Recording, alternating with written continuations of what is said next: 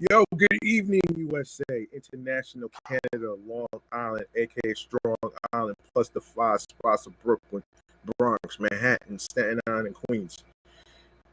This is your man and homie G Money Stacks, aka the Gregonator, your host with the most misunderstood, only nomad, unstoppable independent podcaster, creator, YouTuber, and Queens, New York native, who is also a New York Mets fan from the neck of the woods of Laurelton, Queens, New York.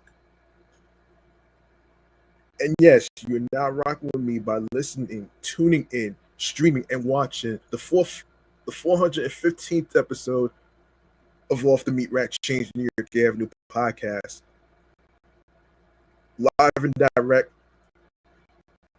in the comfort of my room and the comedy space where I talk about, various topics in various segments, and of course, we are on YouTube as well. So, speaking of StreamYard, if you like to level up, whether you are a live streamer, podcaster, host, and you want to get in on the action, why don't you just go to hold on, let me just find it right here. Yeah, why don't you just go to this website right here?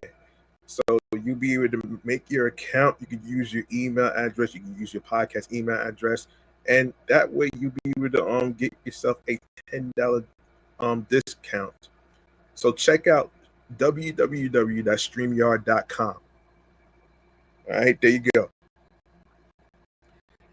Yeah, and speaking of YouTube, make sure you hit that subscribe button alongside with leaving a like and a comment along with the episodes and the topics being discussed in each episode.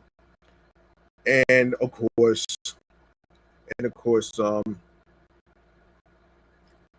share the podcast with your friends alongside with everyone that you know, whether it's your husbands, your wives, your boyfriends, girlfriends, and all that other stuff. So yeah, there you go. Now the reason why I'm recording this episode right now is because I need to talk about an event that's going on in Flushing, Queens, involving the U.S. Open, and of course, and a couple of things that I need to address as far as like some fun activities and stuff. But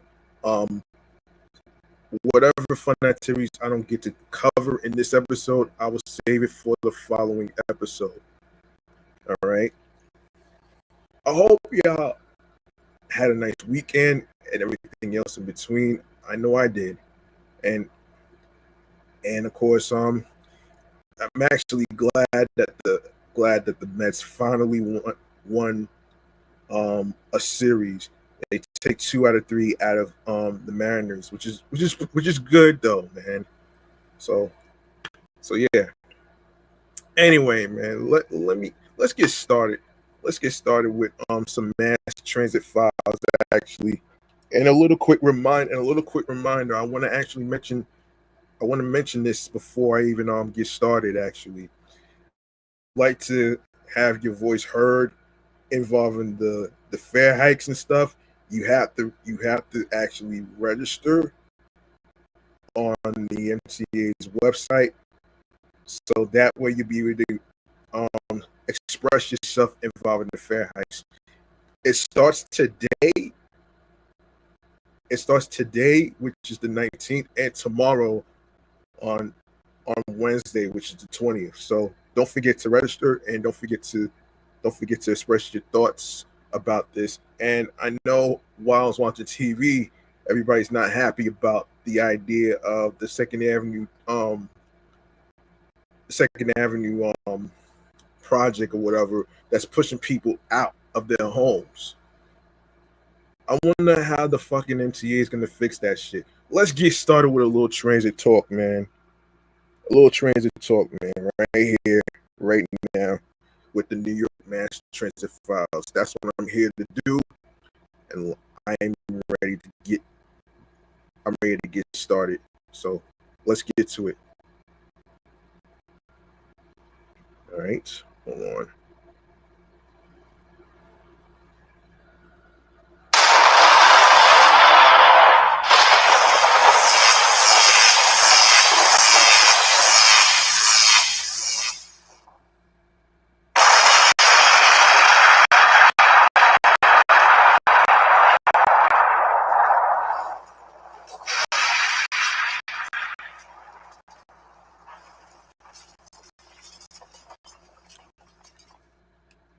Staten Islanders are not happy of what's going on with the MTA. I got that. I got that topic ready to go. So let's break this down.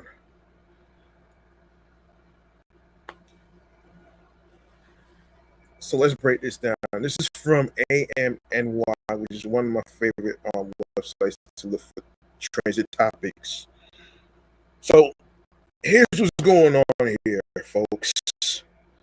Staten Island commuters are growing more frustrated with local express bus service, citing persistent delays and unreliable schedules among their concerns.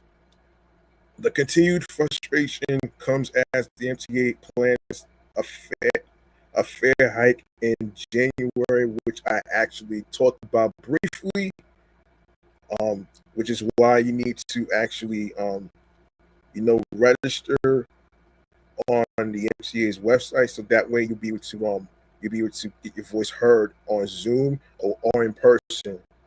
All right. So yeah. So yeah. So yeah.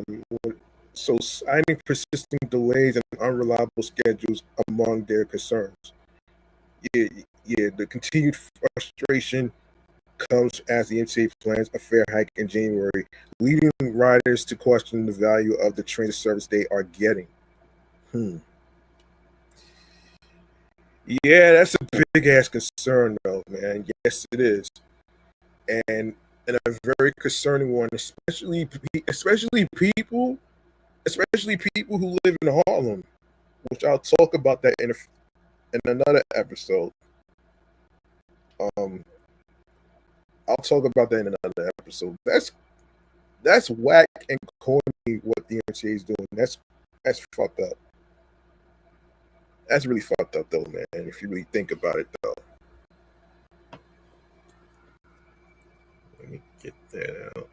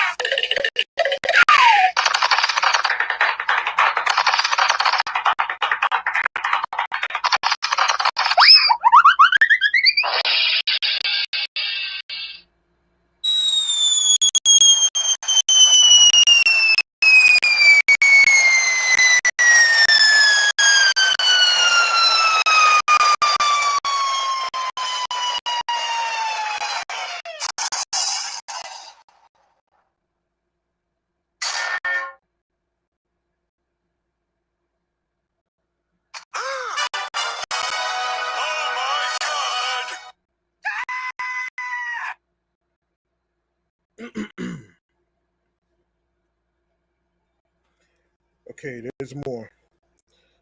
In addition to the Staten Island ferry, borough commuters rely heavily on express buses as their primary link to Manhattan for work, school, appointments, and fun. However, a chorus of complaints suggests riders are concerned about the quality of service, especially as the MTA plans to raise an express bus ride from $7 to $7.25. AM New York heard from riders who were taking the Sim 4 bus during the afternoon rush. The afternoon rush hour on a hot and humid day last week. That's fucking insane, man. That's fucking insane, man. That's insane.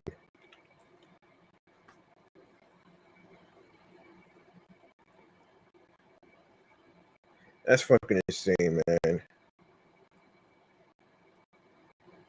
That's fucking insane, man. You know what I mean? Man.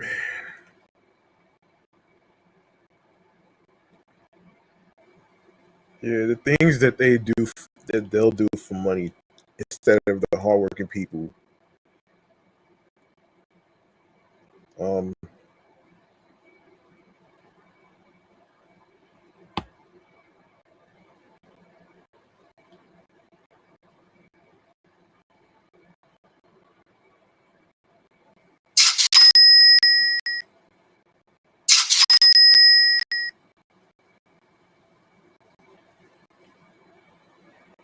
yeah, this is insane, man. After waiting about 5 minutes at Broadway and Worth Street in Lower Manhattan on August 13th, the bus arrived with a friendly driver who greeted each passenger, plenty of seats available, and a welcome blast of cold air conditioning after standing in the summer sun. After picking up passengers at about five Manhattan stops and using dedicated bus lanes on Broadway, and the Sim 4 arrived at its last stop on Moore Street before the Hugh L. Carey Tunnel in less than 15 minutes. Staten Island Express bus riders have plenty to say, and we're gonna get to it right here.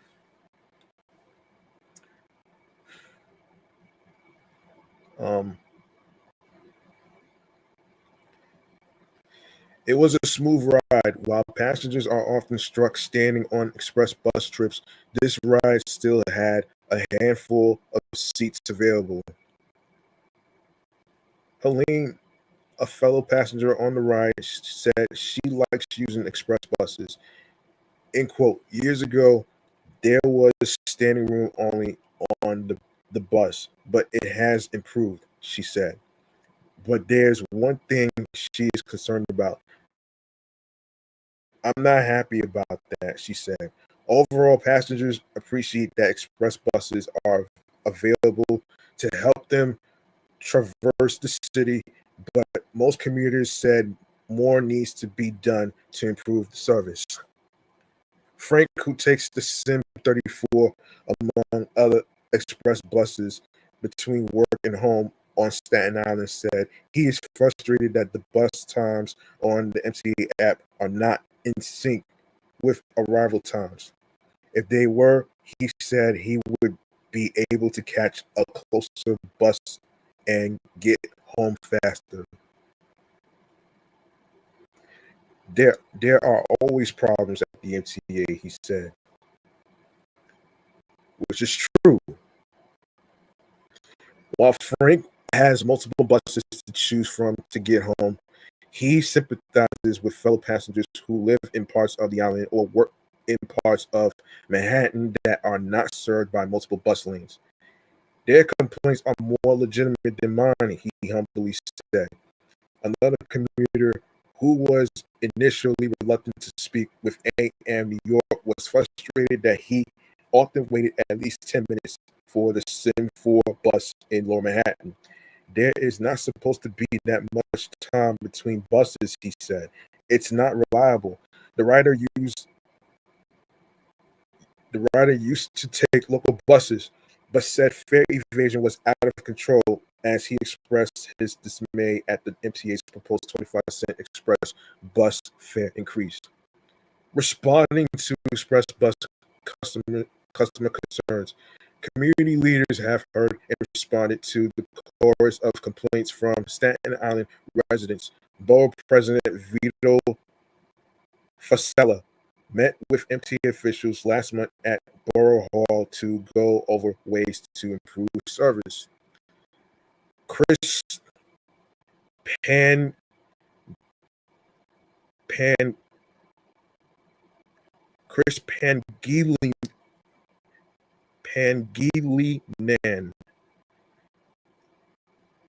NYC Transit's senior vice president of buses, said in a statement to AM New York that the agency implemented changes recently that led to borough-wide improvement. Bus service improvements on Staten Island are the result of NYC Transit expanding oversight and accountability through a renewed focus on customer-oriented initiatives, including personnel changes, retraining employees on service standards, and stricter enforcement of repair and maintenance protocols to get buses back on the road as quickly as possible. Shit. All right. Let's see. Up next, we have. Let me make sure I don't miss out on anything.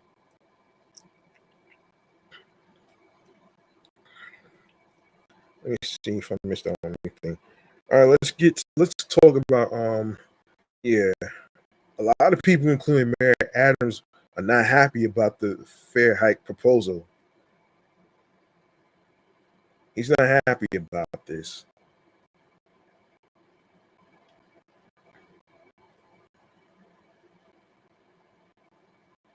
He's not happy about it. Let me see.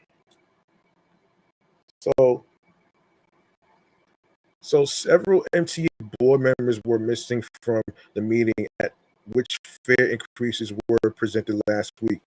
Sources said, as a protest, the mayor's office allegedly orchestrated a no-show of two appointees at the meeting. City Planning Director Dan um, Rodnick and Midori Valdivia, chief officer, chief operating officer for the Coral New York Leadership Center.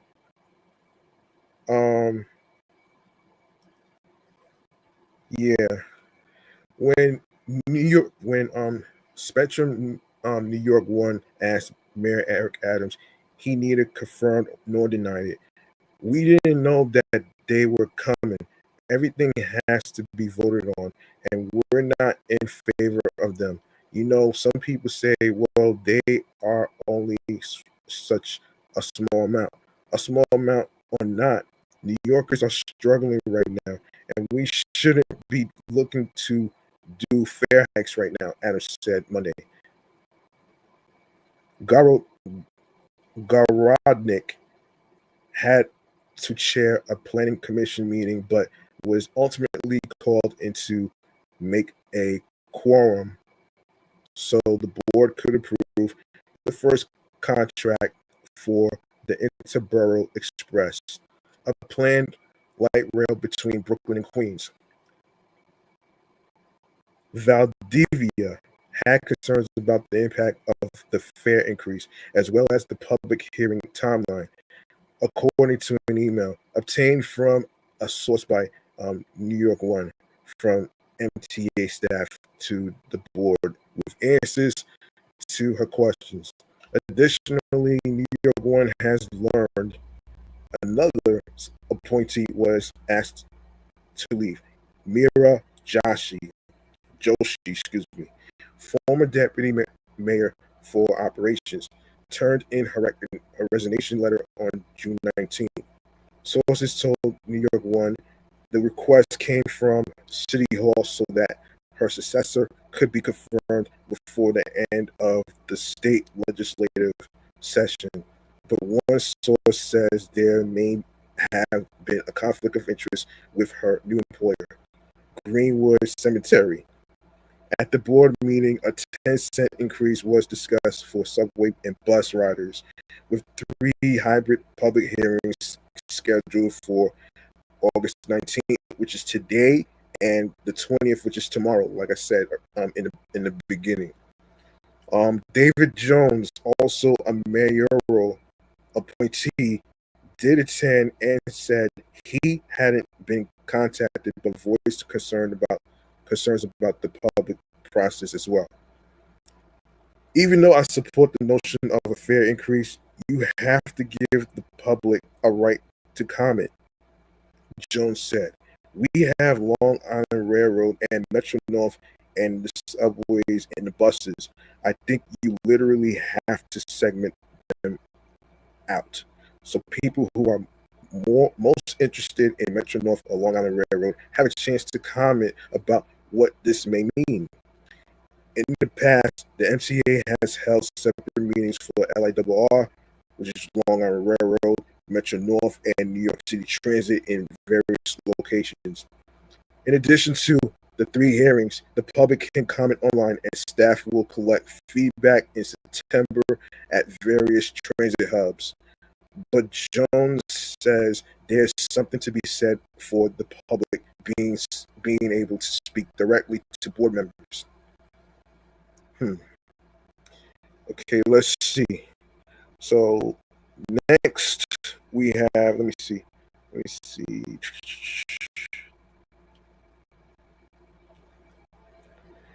All right, so we got another crazy story we gotta talk about here. Some idiot thought that it was a good idea to actually snap pics of the NYC sunset while subway surfing. That's crazy, man. That's fucking insane. A, a screen obsessed numbskull was spotted snapping pics of the sunset while subway surfing in Queens, just 1 week after a teen was killed because of the dangerous stunt on the train. The unidentified subway surfer was caught on camera on the roof of a 7 train subway car zipping on an elevated railway Thursday evening, according to photos obtained by the Post. The surfer, clad in a mask and backpack, had his phone out to capture the dangerous stunt with a sunset background. Thus, the pics show. Oh, brother. Just 1 week ago, a 15-year-old boy was killed while subway surfing in in Queens, according to police.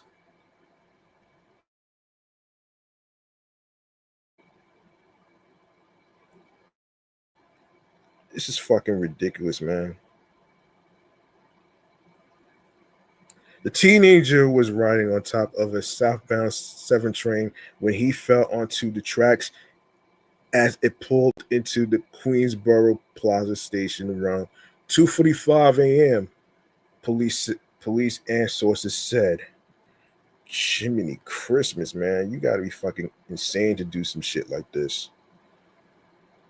You have to be fucking insane, man. It's like, come on, man. Why would you do this?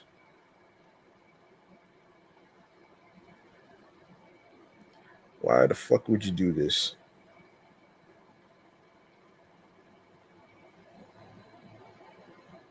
Why would you do this?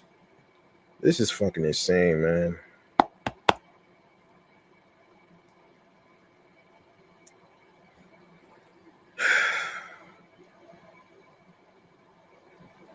Why the hell would you do this?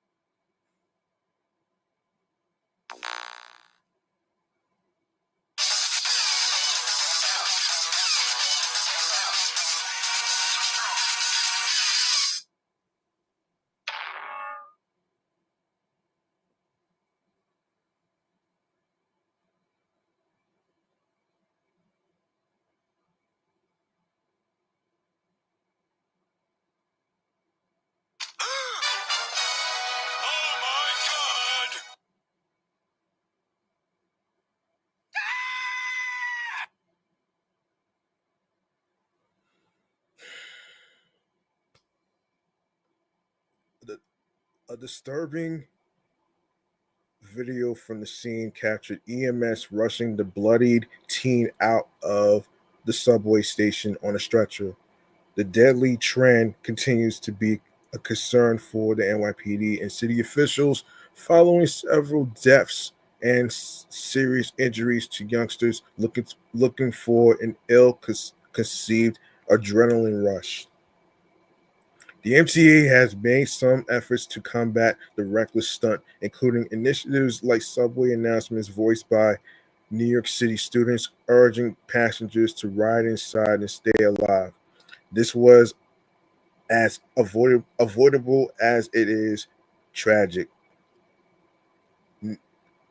NYC Transit President Demetrius Critchlow said in a statement to the Post, in quote, I implore family, friends, teachers, and anyone else who knows children that are even thinking about riding outside subway cars to persuade them it's not some video game, it's suicidal. Okay,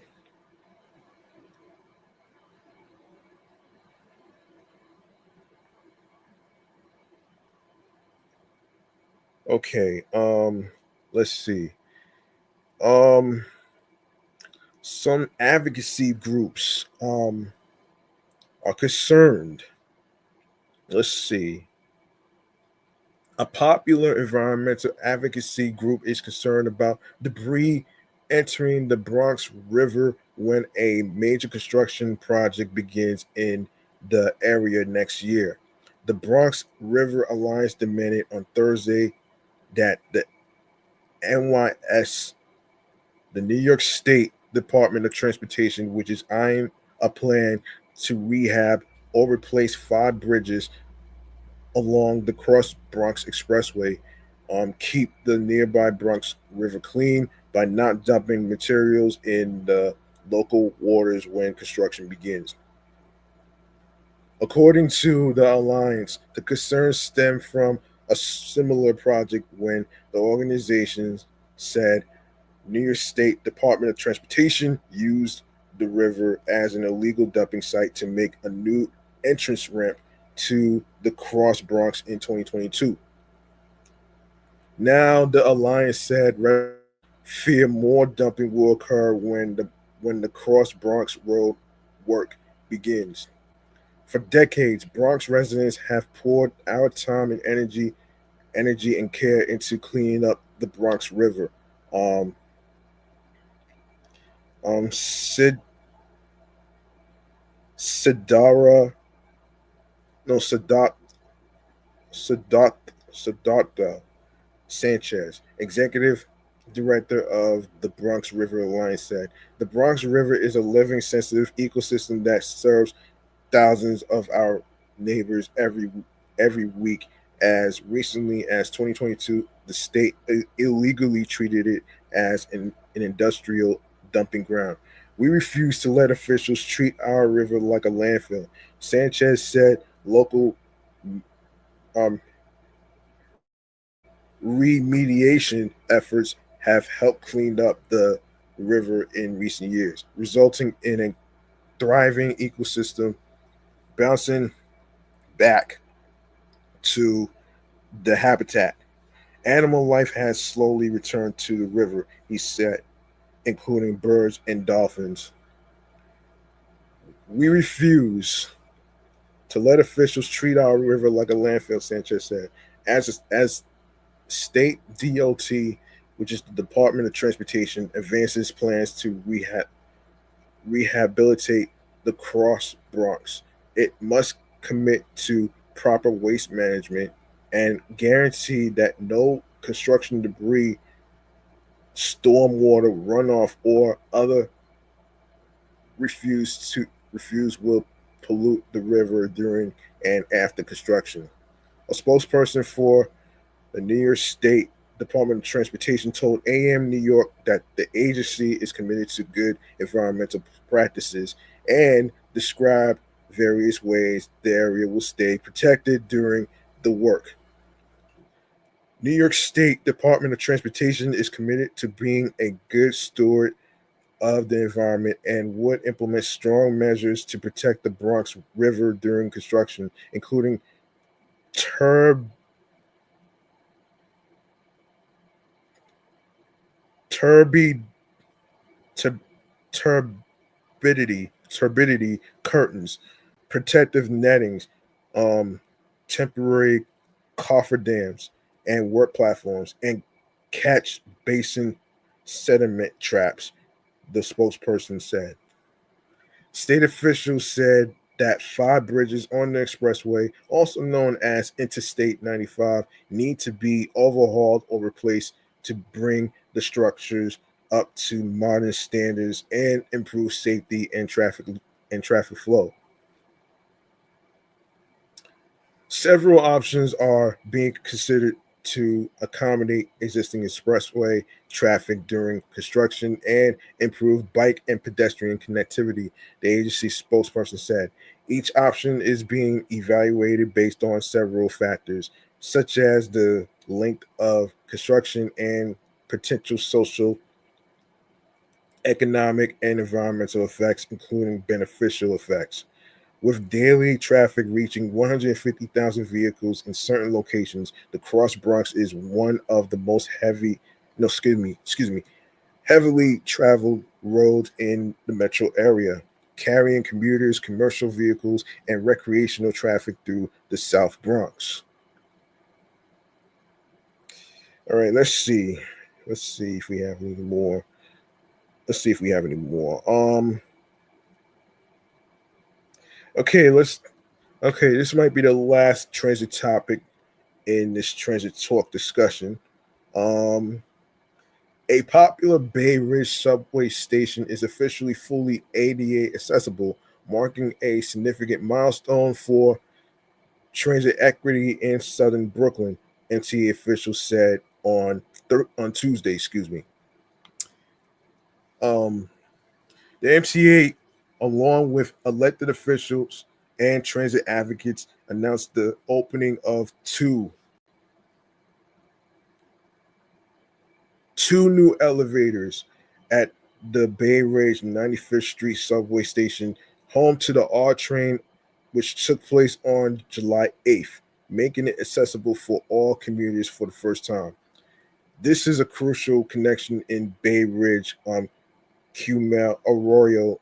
MTA's chief accessibility officer said, "It hasn't always been easy for me to get to. I have I have family in this neighborhood, and it was always an express bus or very expensive Uber. I'm so happy to be taking the train here now." The new elevators in the Island platform station include one that runs from street level to the mezzanine and another from the mezzanine to the platform. The made over station also includes upgraded staircases and new communications and electrical systems. New ADA boarding areas have platform edges and tactile warning strips. Crews also upgraded employee areas and made state of good repair work. Bay Ridge 95th Street is the third subway station to be made accessible this year, serving 3,000 commuters daily. According to MTA officials, the project avoided 4 weekends of station shutdowns and saved an estimated $900,000. $900,000.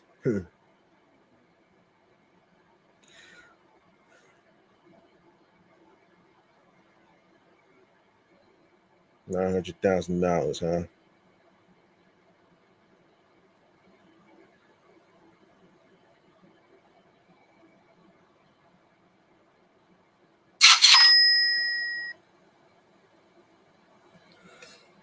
Okay.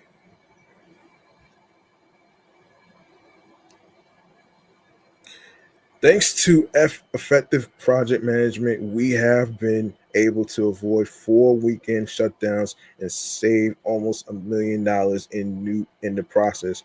Jano Lieber, MTA chair and CEO, said that's a successful project. Lieber noted that the project was made possible with financial assistance from the Federal Transit Administration. I joined the Bay Ridge community in celebrating the completion of the new ADA compliant elevators at the Bay Ridge 95th Street station. Congress member Nicole Maliotakis, who represents the area, said these upgrades will ensure greater accessibility for our neighbors who need it most, and that's why I voted for the federal infrastructure law that brought more funds for similar transit, bridge, and maritime maritime projects to keep New York moving. New York State Senator um, Andrew Andrew Gounardes underscored the significance of the project for Bay Ridge residents. This project has been a long time coming. When I first got into elected office, there was not a single accessible station anywhere in my district. Gounardes, who assumed the state senate role in 2019, said there was one elevator at Bay Parkway, and that was it. Today, we are celebrating the second station in Bay Ridge to have accessibility access. Hmm. The Bay Ridge station, the Bay Ridge station's new elevators complement existing accessibility at the nearby 86th Street station, which offers connections to local buses, including those to Staten Island. As chair of the finance committee, hearing something come in under budget is obviously music to my ears. Justin Brennan, NYC council member, said, this is a great example of working with the MTA on bringing accessibility to the far reaches of the outer boroughs and reminding folks that the ADA is not just a suggestion, it's actually the law. The MTA made progress in 2024 and 2025 in reconfiguring stations to be accessible. It still has a long way to go to meet a court approved settlement ensuring that 95% of the city's subway stations are accessible are made ADA accessible by 2055. 2055 is a fucking long time, man. 2055 is a long ass time, man.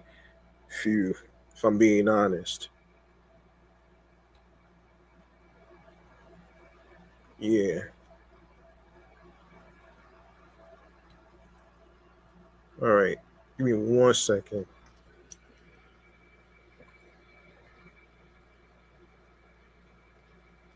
Let me see.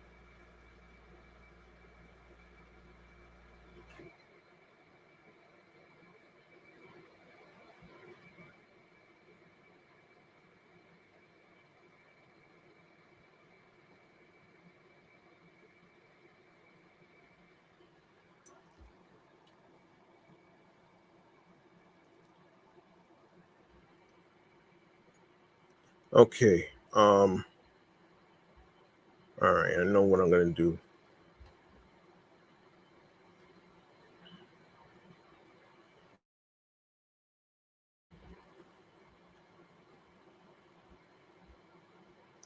TV show checkouts. Yeah. Let me see. I think what we could do is um I don't have anything to wait a second.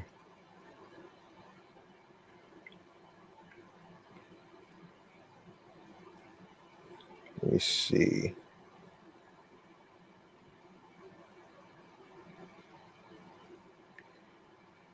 You know what? You know what I want to do?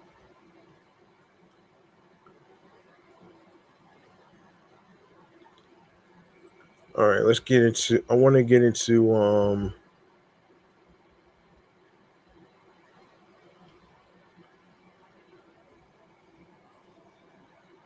I want to get into a little matter of a phone app actually, which is Protector. So we're gonna get into Protector in a segment that I like to call Crunch Tech Mentions. So instead of doing chatting on the jazz today, we're gonna jump right into a little bit of tech news actually. Crunch Tech Mentions. So let's get into it right here. Hang on.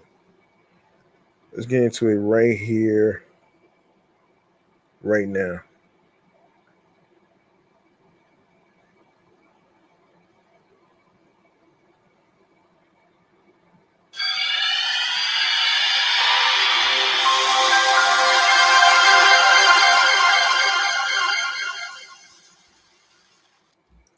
All right. All right. So let's talk Protector.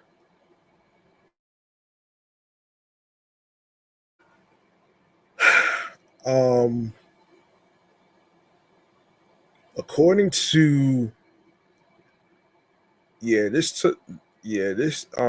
actually took place a while back actually. So this is a little recap actually. So so for those of you who may not know what Protector is an innovative startup creating apps to serve the private security market.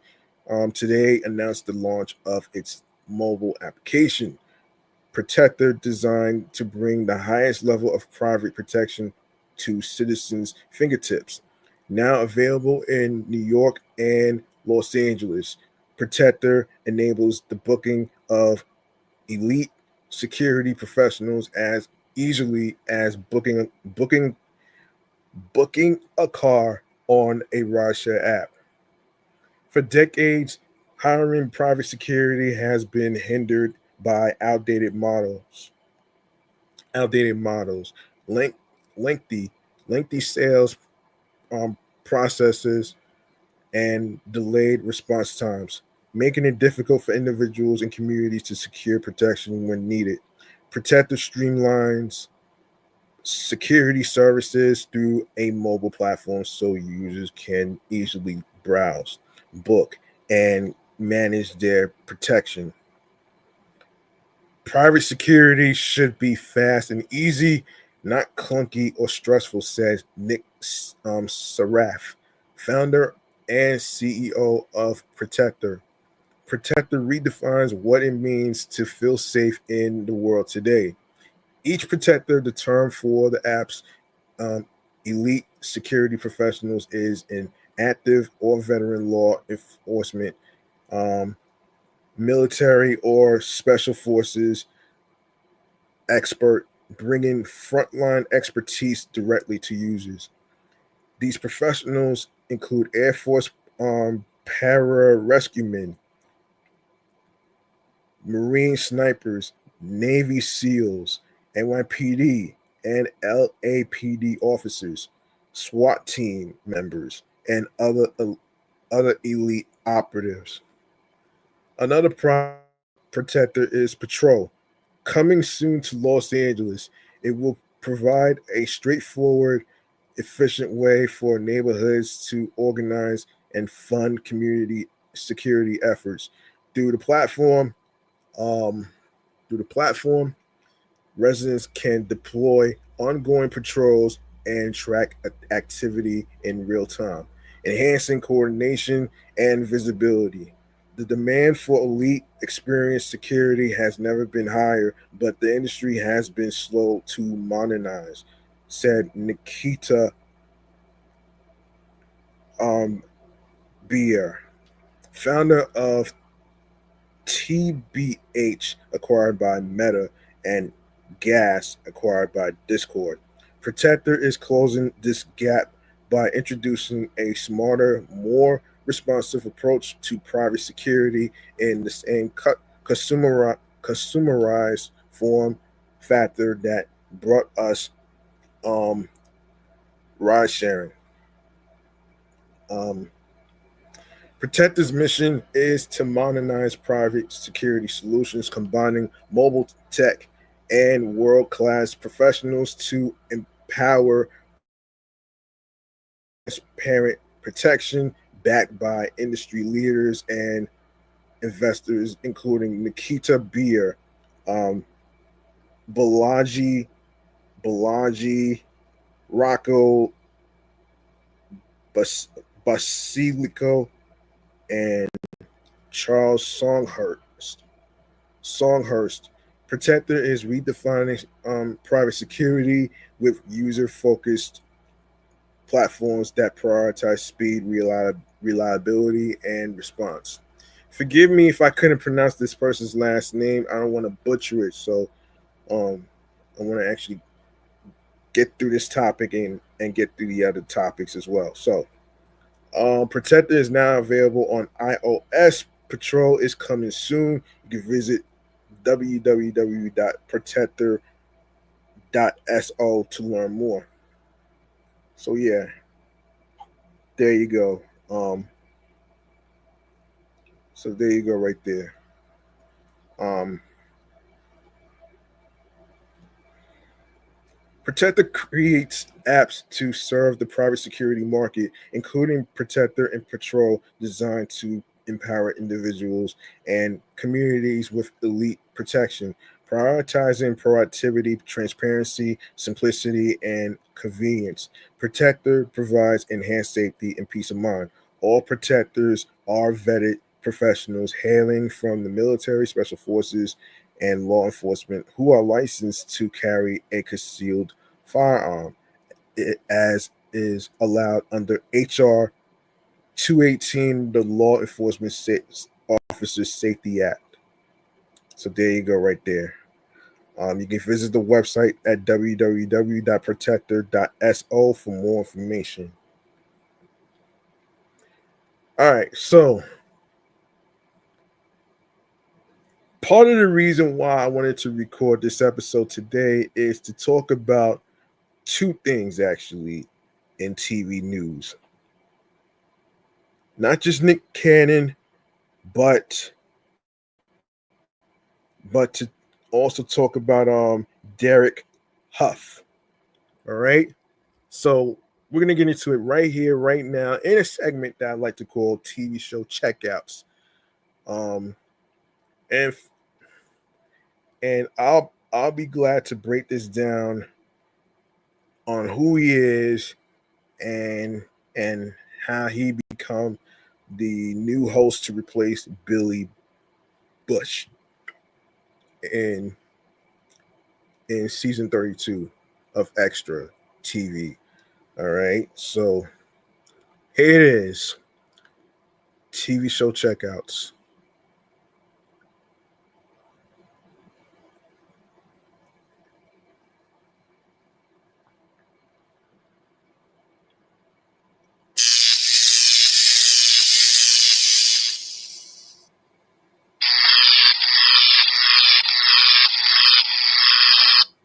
Okay, for those of you who may not know who Derek Huff is, I'll be glad to break this down. Let's break this down, actually. And this is according to Yahoo Entertainment. So here's what's happening here. On Wednesday, August 13th, 3 months after Billy Bush announced that excuse me, um, On Wednesday, August 13th, 3 months after Billy Bush announced he was leaving Extra, it was revealed that he will be replaced by Dancing with the Stars judge, Derek Hough. Um, the ballroom has been my stage, my home, and my launch pad. Now I'm stepping into a new exciting new spotlight as the host of Extra. Hough, age 40, said in a statement. I'm truly looking forward to collaborating with this incredible team, diving into the next creative chapter and connecting with fans and audiences in a whole new way.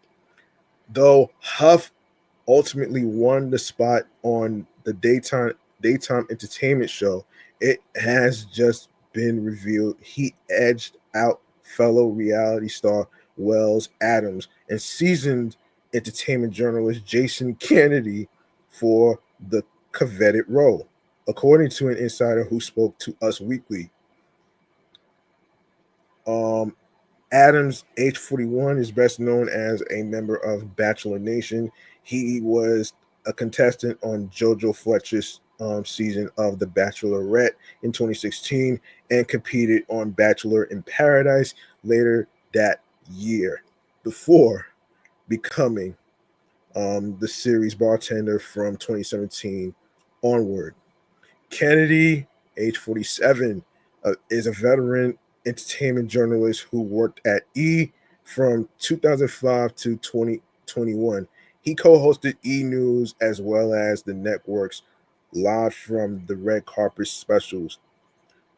Huff first gained fame as a professional dancer on Dancing with the Stars for 17 seasons, winning the Mirrorball Trophy a record 6 times with his celebrity partners before becoming a judge in season 29. Huff called his new role an honor while teasing extras bald, fresh, new era. He will make his hosting debut when season 32 of Extra TV premieres on September 8th on Fox 5. Check your local listings, all right? So there you go. Check your local listings. Season 32 of Extra TV premieres September 8th on Fox 5. In other TV news, we got to talk about is Nick Cannon replacing Will Ferrell. Will Ferrell. This man has a bunch of jobs, man. This man has a bunch of jobs. First, he has Wilding Out. First, he has Wilding Out, right? Then he has the Council Culture He has the Council Culture podcast. He has the Daily Cannon show. Then he has Cannon's Class, and then and now replacing Will Arnett as host of Lego Masters. Um, I will talk about his new podcast that he's doing in a separate episode. I'm not gonna go into deep with this one. So he has a podcast. So basically, he has another podcast. So basically, he is like a late night. He's like a late night talk show host. So I'm gonna just keep it. I'm gonna keep it a little. I'm gonna keep it a buck and leave it as a tease. So that way, I will actually break this down in a future episode. So, all right. So here's what's happening right here. According to Variety, Nick Cannon is in, and Will Arnett is out as host of the Fox competition series Lego Masters as the series heads into its 6th season. Cannon expressed Cannon already has a perch of Fox as Cannon already has a perch on Fox as the host of its unscripted hit The Masked Singer. Lego Masters hails from and Endemol North America, Tuesday's Child, and Plan B Entertainment under license from the Lego Group. Season 5 premiered in May. We're thrilled to bring Lego Masters back for another season, said Michael Thorne, president of Fox Television Network, alongside our incredible creative partners. This beloved series continues to captivate audiences. Originally launched, the show now enters an exciting next chapter with Nick Cannon at the helm, who brings a new fun energy to the competition.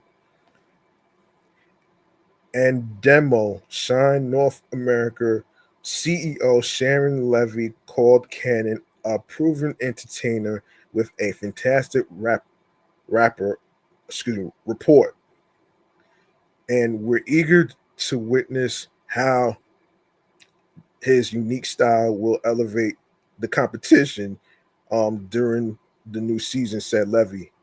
She also saluted Arnett for 5 seasons of brick building action. Of course, none of this would have been possible without the phenomenal Will Arnett, who guided us through 5 truly superlative seasons. Will's comedic brilliance and genuine passion for the show laid the perfect foundation, and we are immensely thankful for his incredible contribution, Levy said.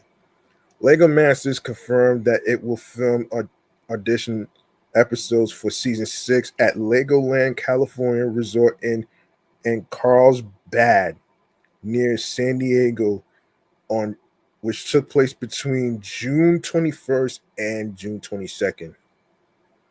I'm a huge fan of Lego Masters, said Cannon. It's an honor to join the series and host another show with my Fox family. Season 6, we're bringing an action packed hour full of family fun, passion, and for the first time ever, in person audition episodes.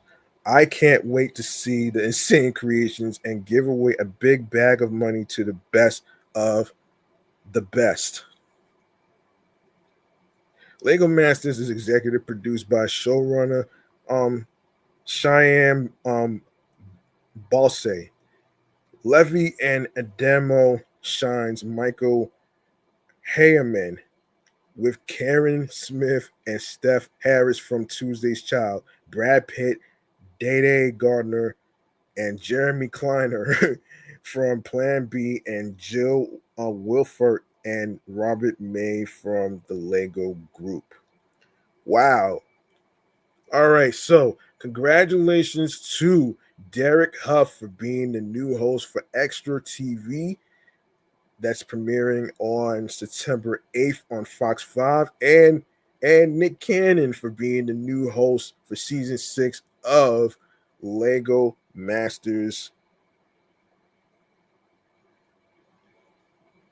He's gonna bring in the fun, man, and the energy, man. Believe me, man, he is the best. He is the best choice, actually. So,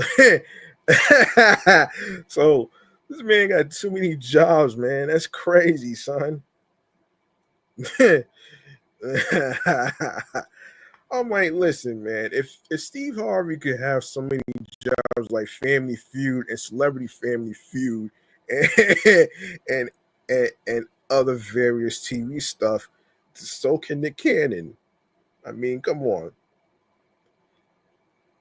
I mean, come on, man. Let's give a round of applause to Derek Huff and Nick Cannon for being the new host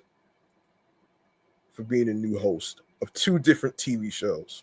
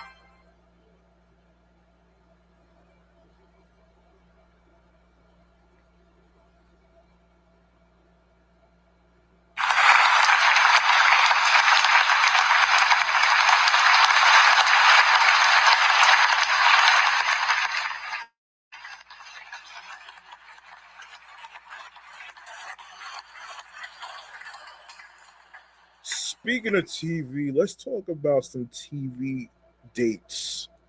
Let's talk about some TV dates, though, man. That's happening. Um,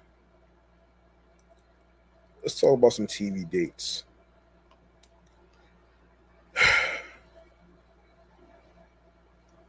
All right, so some TV dates we need to talk about here. Actually, let's see. Some TV dates. Let's see. Let me see. All right. All right, let's go to some TV dates, shall we? All right, starting today, August 19th, Songs and Stories with Kelly Clarkson, um, NBC's new unscripted miniseries. High Country, new drama series on Hulu. Stalking Samantha, 13 Years of Terror, um, new docuseries on Hulu. Um, America's Team, The Gambler and His Cowboys, um, on Netflix, new docuseries. Sister Boniface Mysteries, season 4 of the British drama series on BritBox. August 20th, which is tomorrow, The Twisted Tale of Amanda Knox, new drama limited series on Hulu. On Netflix, the new drama series, the new docu-series, Katrina, Come Hell and High Water, all following Fisk season 3 on Netflix. Rivers of Fate, Netflix new drama limited series. Expedition X season 10 on Discovery. Ghost Adventures, House Calls, Discovery Channel season 3. Bargain Block on HGTV season 4. August 21st, The Peacemaker makes its season two premiere on HBO Max, which is on August 21st, following Hostage, new drama limited series on Netflix. The Home Team, New York Jets, new docu-series on Prime Video. Churchy, season 2 on BET Plus. Family Lockup, new docu-series on A&E. August 22nd, Invasion, season 3 on Apple TV Plus. 007 Road to a Million, season 2 on Prime Video. I didn't even know there was a TV series about that.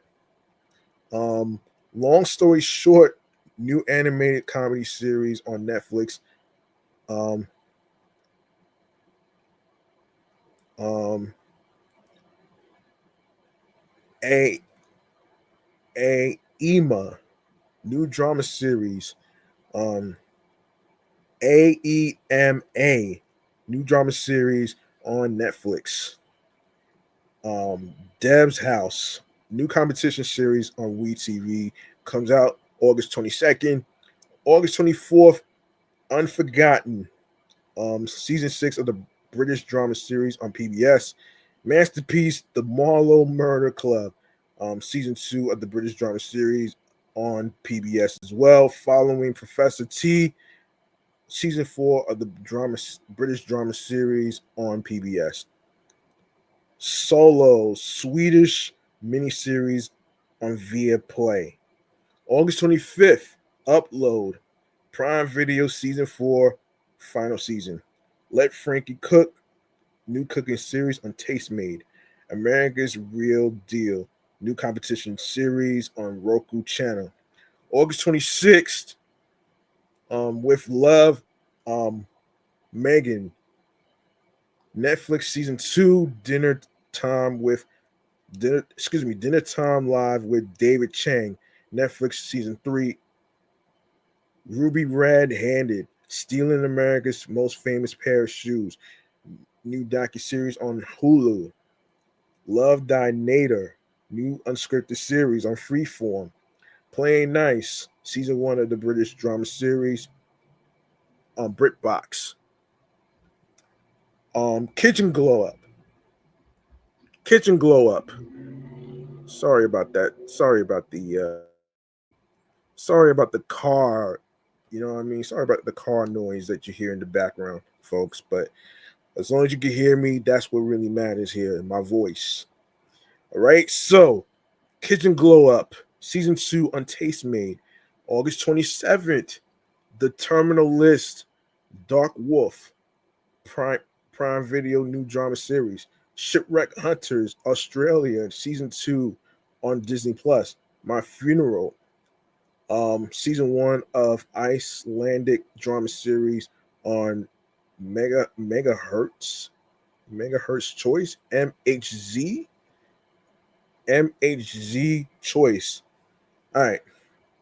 August 28th, My Life with the Walter Boys, Season 2, Netflix. Barbie Mysteries, Season 2 on Netflix as well. Kidnap, the Chloe Ailing story. New docuseries on AMC Plus. Hold on. Chloe Chloe Ailing, My Unbelievable Kidnapping. New documentary miniseries on AMC Plus. Live Life via Play, season 2 of the Swedish drama series. Number August 29th, Fox College Football Friday, season 2 on Fox. K-pop new singing competition series on Apple TV Plus. I'll break down what that is in a separate episode. I'll break that down. And another TV show I wanted to break. Yeah, the 007 Roll to a Million. I'll break that down in two separate episodes. In a separate episode. So I got that for you. So Two Graves, new drama miniseries on Netflix. August 30th, Big Noon Kickoff, season 5 on Fox, followed by Big Noon Saturday, new season on Fox. Pac-12 college football, new season, ESPN, the CW, and CBS also airing games. Big College 12 football, first season on the new network on TNT. August 31st, Let the Devil In, new docuseries on MGM Plus. September 1st, The Runarounds, Prime Video new drama series. The Chrisleys, back to reality, Lifetime new docuseries, Ruby and Jody, A Cult of Sin and Influence. New docuseries on IND. September 2nd, Bobby's Triple Threat, season 4 on Food Network.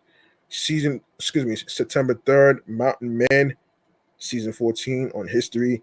Mike Judge's Beavis and Butthead on season 3, new network Comedy Central.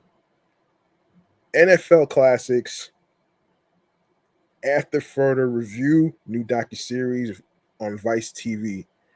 The Last Right, Building the Final Home, Design of America's Greatest Architect, new docuseries on Magnolia Network. September 4th, Sunday Night Football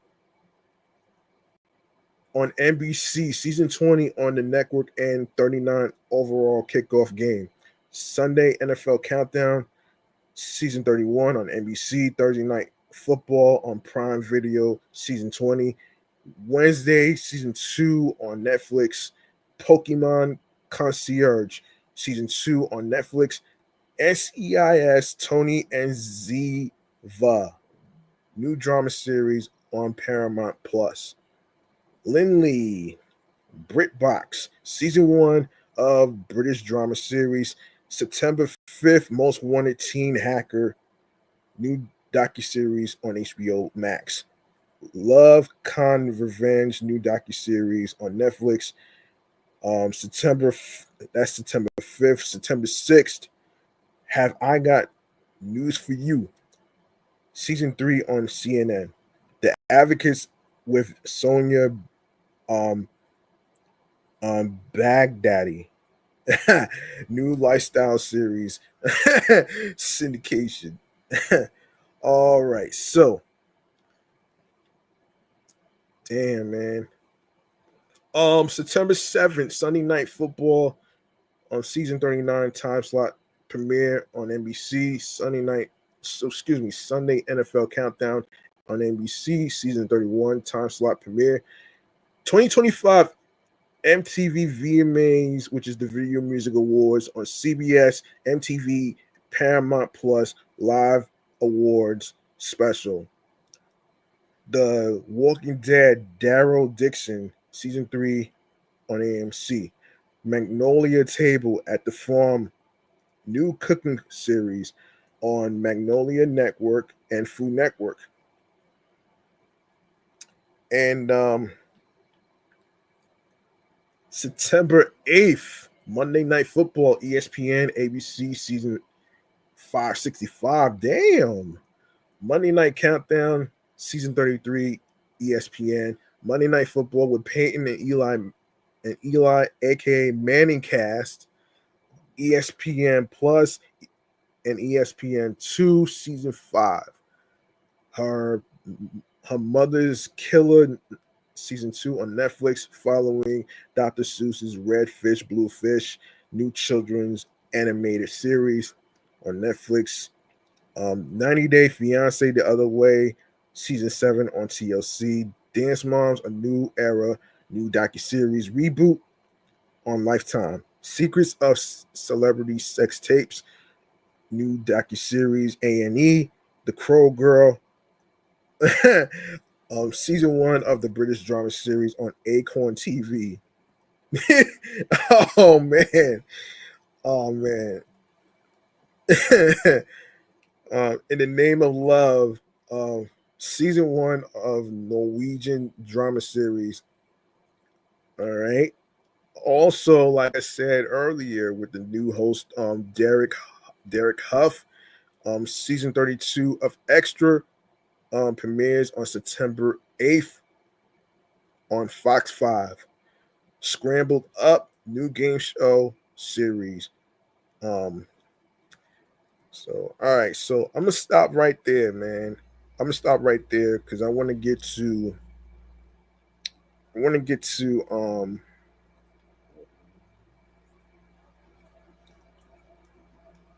Wait, what is this?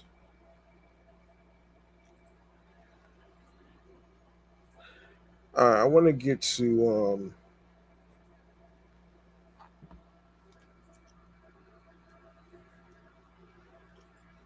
All right, I want to get to.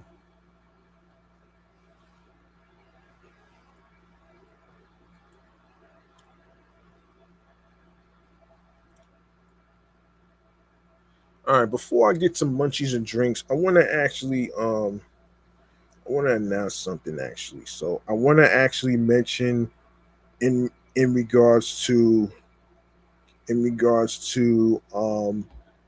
York Fashion Week. I want to actually mention that as well. I want to mention that. So let me just get into this right here. So um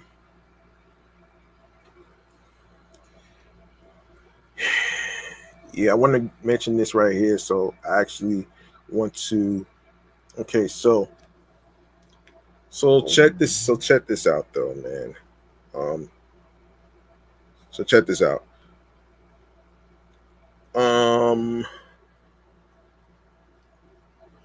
All right. So let's do this, though. Let's do this.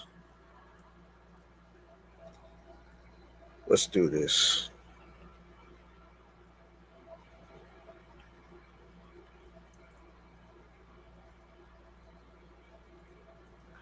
All right. Let's do this. Remains to be seen, man. Let's go. Remains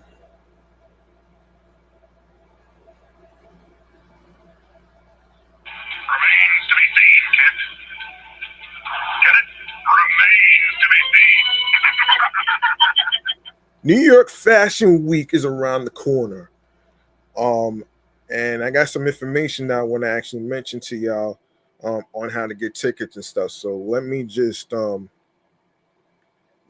actually I got some information on how to get it. So let's see. So here's some information. So looking for how to buy New York Fashion Week tickets. New York Fashion Week is produced by multiple organizations, each offering different shows and ticketing options. The comprehensive guide explains how to purchase authentic New York Fashion Week tickets, navigate pricing options, and access the fashion industry's most coveted events. All right, so key takeaways: how to buy New York Fashion Week tickets. Multiple official producers host New York Fashion Week shows, um, which are IMG, CFDA, and independent producers.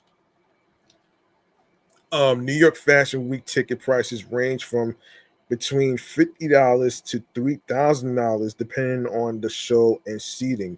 Damn, $3,000? $3,000 for this shit? You gotta be fucking kidding me, man. Shit, maybe it's because there's gonna be some celebrities that's gonna be there. Who knows?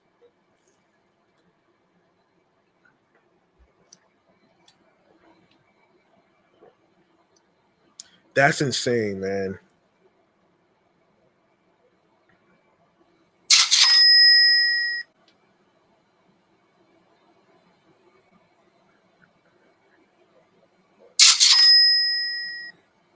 That's an insane amount of money, though, man. If you really, that's an insane amount of money, though, man. Oh my gosh, that's insane, man. Anyway, let's keep it going here, man. Hold on.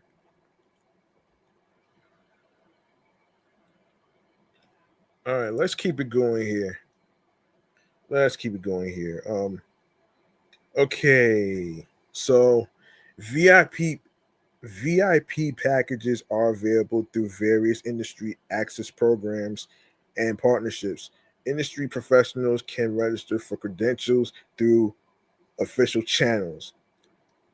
Um, September 2025, New York Fashion Week will run from September 11th through September 16th, 2025. And I got the website for you folks at home in case y'all want to check it out. Y'all can check out y'all can check out this website where you can actually get the tickets. You can go to www.runway7fashion.com. Runway7fashion. All right. Another event that I want to actually mention right now is the US Open. Yeah, it's fan week. Fan week at the US Open in Flushing, Queens right now. So it started yesterday actually, which was the 18th. So I want to actually so so here's what's going on today. $10 kids meal is happening, various dining locations. Tuesday, August 19th, all day. Um Family festival of activities grounds all day today. There's featured player practices, grandstand, which is happening today as well. Marvel comic book giveaway is happening today as well, along with along with uh, along with food and dining. There's U.S. Open merchandise, Advantage Arena. You get, of course, you gain access to the U.S. Open Advantage Arena, an interactive gaming zone designed to immerse you in the world of tennis like never before. and there's a U.S. Open qualifying tournament, which is oh man. So this is um yeah, so that's happening right now. Sponsor booths that's happening from 10 sponsor booths that's happening tomorrow, 10 a.m. to 6 p.m. Arthur Ashe Stadium Experience from 10 a.m. to 4 p.m. Fountain Plaza Stage, 12 p.m. to 5 p.m. Heineken Happy Hour, from 5 p.m. to 7 p.m. Mixed mixed doubles championship at Arthur Ashe Stadium, which is from 7 p.m. to 10 p.m. $10 kids meal, which is happening all day tomorrow as well. Family festival of activities. Um, that includes, what is it? Face painting, airbrush tattoos, and so much more. Featured player practices at the Louis Armstrong Stadium. So you have featured player practices, um, grandstand, of course, actually, yeah. So it's pretty much the same. Hold on a second. Hold on a minute here. Let me see. There is okay. So there is. Oh wait. So this is for the 21st. I'm sorry. Okay. So sponsor booths is happening Thursday, August 21st, 10 a.m. to 6 p.m. Um, Arthur Ashe Stadium Experience, Arthur Ashe Stadium, 10 a.m. to 5 p.m. Heineken Happy Hour is also happening on the same day as August 21st of Thursday. John McEnroe autograph signing, which is happening at the Nike store on Thursday, August 21st, 5 p.m. to 6 p.m. Eastern. So yes, you can check that out as well. You have the Stars of the Open presented by Chase, um, which is also taking place at Arthur Ashe Stadium. $10 kids meal, you got that covered. Family festival of activities, featured player practices. Featured player practices is happening. Marvel comic book giveaway is happening as well. Fountain Plaza stage, that's all day. Food and dining, that's all day. U.S. Open merchandise, that's happening all day. Advantage Arena, that's all day. U.S. Open qualifying tournament, that's all day as well. And of course, Friday, sponsor booths, August 22nd, 10 a.m. to 6 p.m. And of course, the same goes for Arthur Ashe Stadium Experience. Fountain Plaza stage is happening from 12 p.m. to 5 p.m. What is this? Yeah, Arthur Ashe Stadium Experience is happening on Friday as well, 10 a.m. to 5 p.m. Eastern. Let's see. U.S. Open Media Day, which is at Arthur Ashe Stadium from 12 p.m. to 2 p.m. All right. Heineken Happy Hour from 5 p.m. to 7 p.m. U.S. Open Block Party happening at Fountain Plaza Stage from 8 p.m. to 10 p.m. You got $10 kids meals, various dining locations, which is all day. Family festival of activities. That's an all day event. Another all day event happening. Featured player practices. Um, featured player practices. Um, and At the Louis Armstrong Stadium, that's where it's taking place. Feature player practices, grandstand all day event. Feature player practices, Stadium 17.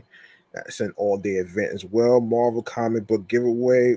That's an all-day event too. Food and dining also happening, as well as U.S. Open merchandise. That's all day. Adventures Arena. That's all day as well. And Saturday, August 23rd, 9 a.m. to 4 p.m. Eastern. Arthur Ashe Kids Day, powered by Net Generation, 9:30 a.m. to 4 p.m. Marvel comic book giveaway from 9:30 a.m. to 4 p.m. Ashe Stadium show with Dude Perfect, Arthur Ashe Stadium, from 11 a.m. to 12 p.m. So that'll be for Arthur Ashe Kids Day. And you can check that out. Fountain Plaza stage, 12 p.m. to 5 p.m. That's Saturday, August 23rd. And following Arthur Ashe Stadium Experience, 1 p.m. to 4 p.m. Dude Perfect Meet and Greet, Stadium 17, which is happening at 1 o'clock to 3 p.m. Eastern. Of course, you can meet Dude Perfect after the conclusion of their stadium show near Stadium 17. Net Generation Tennis activities is also happening from 1 p.m. to 3 p.m. Eastern. That's Saturday, August 23rd, following Family Festival of activities. All-day events include $10 kids meals, featured player practices, featured player practices grandstand. That's an all-day event. All-day event, featured player practices all day. Food and dining all day with U.S. Open merchandise. Advantage Arena all day. So there you go, right there. There you go, right there. So this is from August 18th through September 7th. All right. So if you want to get in on the action here, I got you with this website right here. You can go to www.fanpass.usopen.org.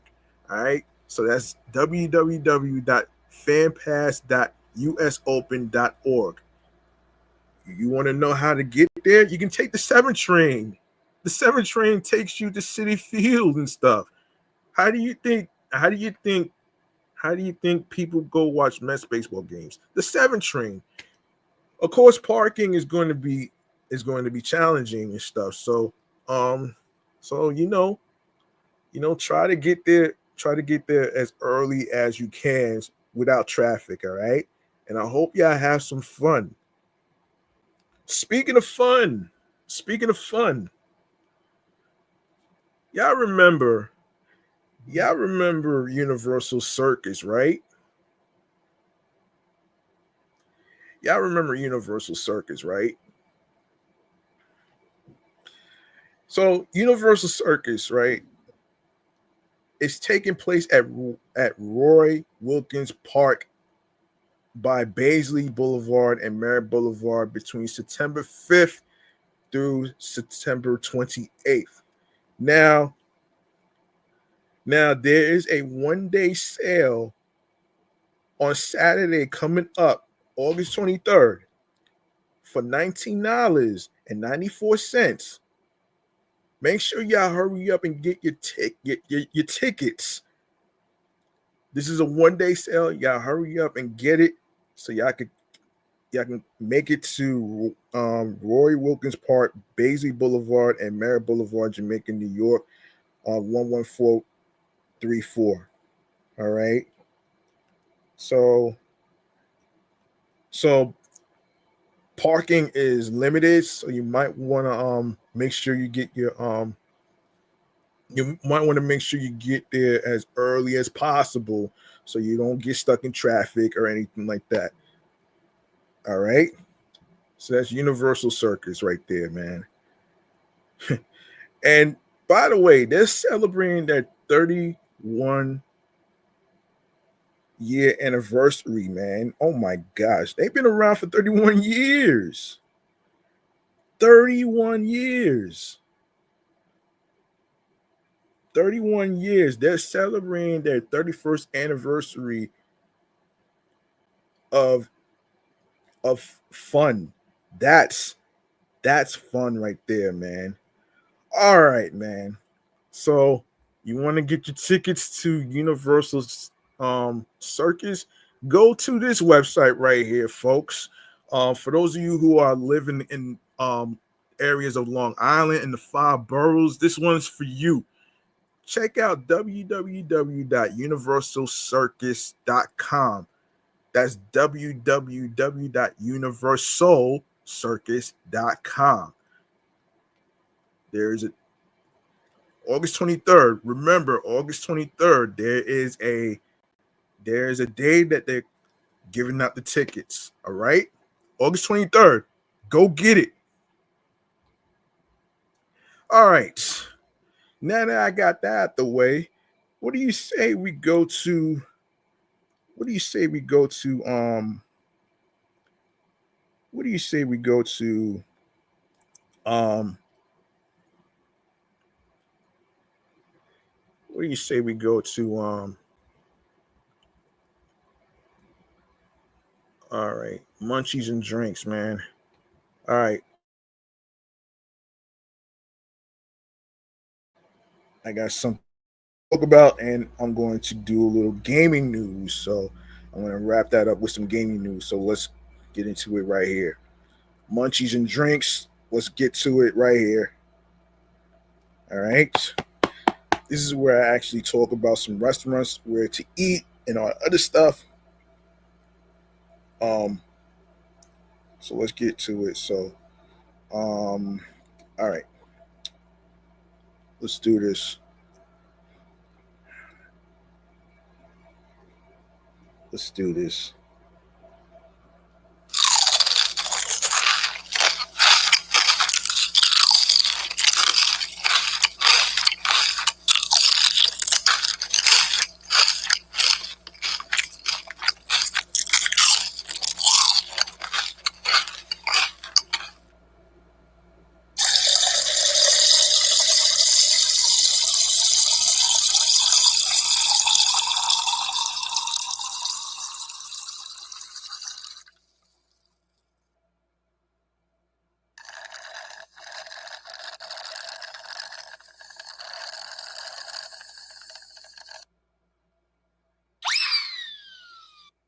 All right, let's get into this right here.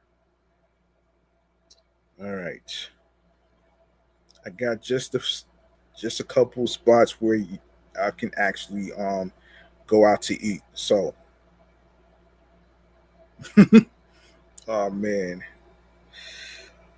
All right, so let's see what we got to talk about here, man. Let me see.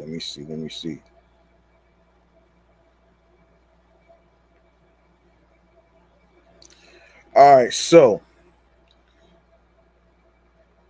Midtown has a new mischief maker with impeccable manners. Clinton Hall's Harrow Square adjacent outpost hums like a well tuned jukebox, sunlight by day, neon by night, always calibrated for the decisive delight seeker. The room sprawls in all the right ways. A lofty beer hall setting with a mezzanine built for people watching, a bar that knows its angles, and a supercraft beer program that treats hops like high style. This is where after work decompressions evolve into full throttle hangouts, where a quick bite blinks and becomes a story. The Clinton Hall mood is confident without posturing. Music keeps a playful tempo, conversations braid across long tables, and the team moves with that New York grace that says, "You are in good hands now. Order something fun." Hold on one second, folks.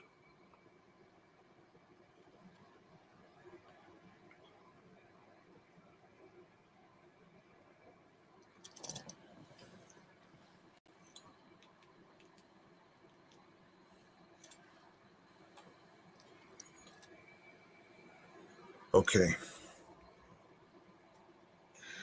All right. So, um, yes. In case you're probably wondering, I am watching the Mets take on the Nationals on my Android tablet. So I'll get back to it after I am done with this episode. So let's keep going here. Let's keep going here.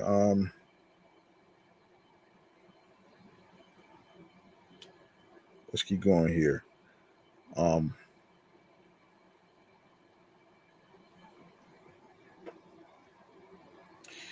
Pedigree anchors the party owner Aristide Telly, um, Hat Hat Z Hat Z Giorgio, and the Lore Group have spent decades perfecting the art of keeping the city entertained. The legacy shows up in the details: polished operations, cheeky attitude, and an open invitation to stay longer than you intended. Menus here speak fluent comfort with a charismatic accent. Double smash burgers arrive with textbook lacy edges. Buffalo cauliflower actually earns a repeat order. Crispy chicken wings demand a napkin in each hand and a moment of privacy. Giant pretzels land like soft serve nostalgia, twisted into a knot big enough for two. Every plate is a crowd pleaser that still respects nuance, which is rarer than it sounds.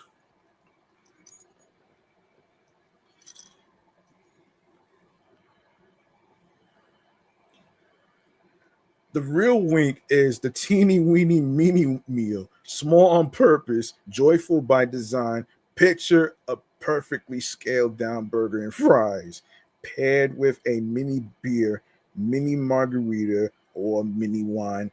Call it an OD to international moderation culture. Milan's aper, ap, aperitivo hour in a New York accent. Tokyo's glorious devotion to bite sized excellence. Madrid's tappers logic rewritten for a city that refuses to slow down. Portion control becomes pleasure, not penance. One mini order is a flat is a hold on. One mini order is a flirtation. Really? A flirtation?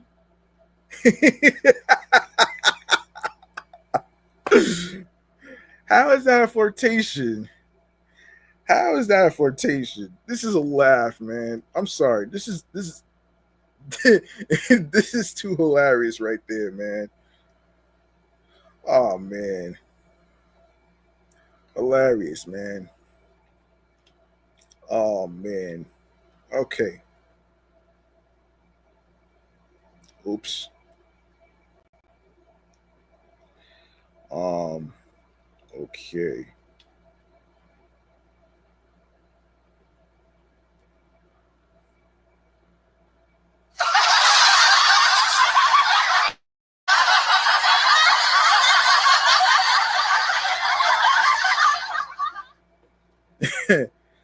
Oh man, let me see. So two is a tasting.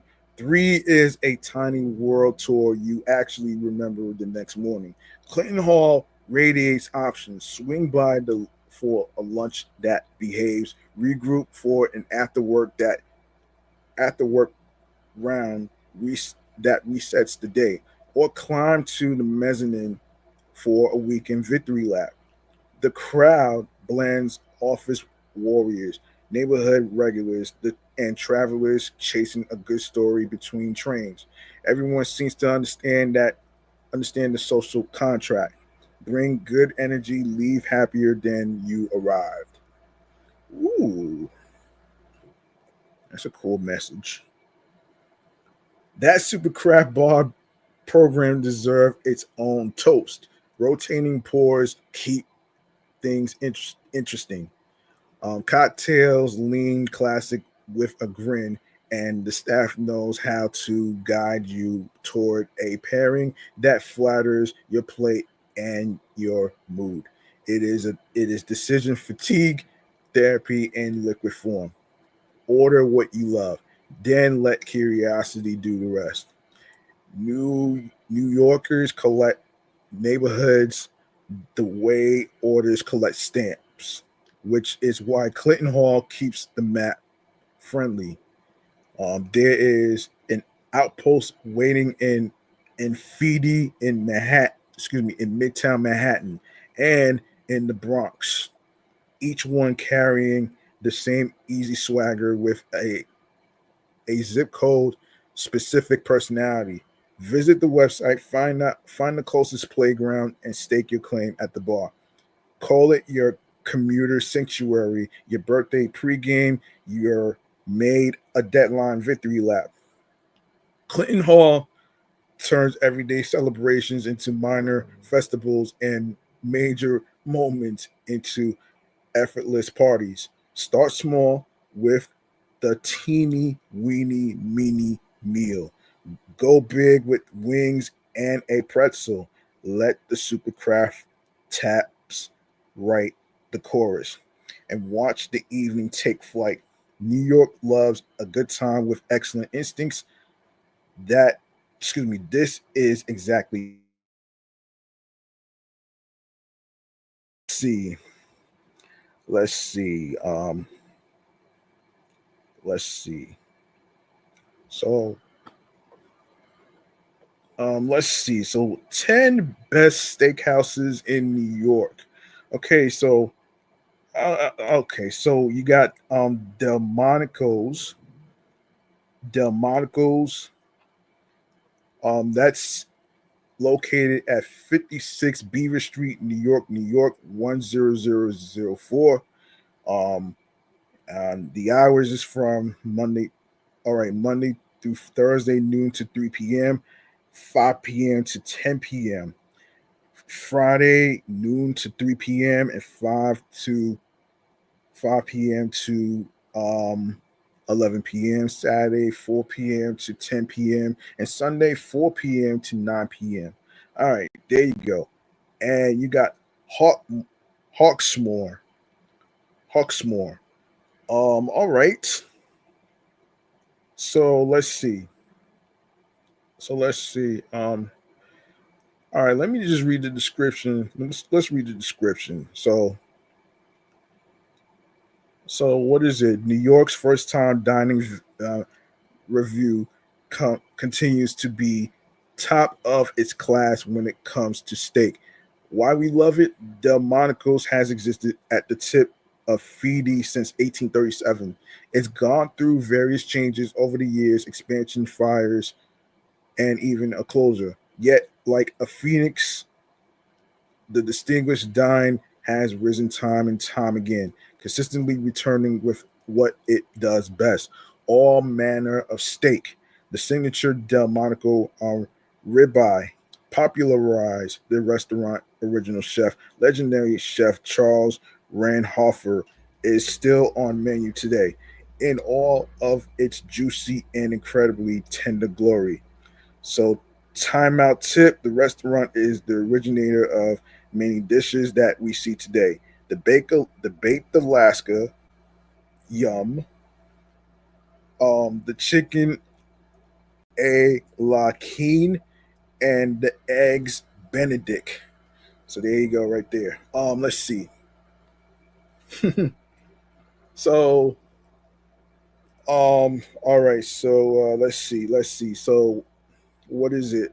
A London import that's found favor among New Yorkers. Why we love it? The Hawk S'more brand. They currently operate 13 locations across the world. Has a knack for picking a historic home to lay its head. The New York location is no different, as the steakhouse resides in the former United Charities building, which lends an element of grandiosity with with cavernous ceilings and original crown molding. Make the evening even more glorious by choosing one of the charcoal grilled steaks or come by on the weekend for the iconic Sunday roast.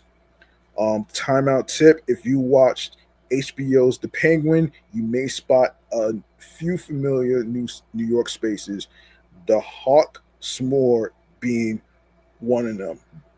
And where it's located, you ask? It's located at 109 East 22nd Street, New York 10010. Gage and Tallner. All right, so Brooklyn's nearly 150-year-old steakhouse revived for the modern age. Why we love it, you ask? Gage and Tallner is a lot of things. One of 2021's new restaurants. Let me see. Yeah, he did hit that home run. All right, so Gage and Tallner is a lot of things. One of 2021's best new restaurants, an excellent cocktail destination with a dedicated martini menu, and a fancy chop house, all inside a beautiful space. This should also be your top. Hold on a second.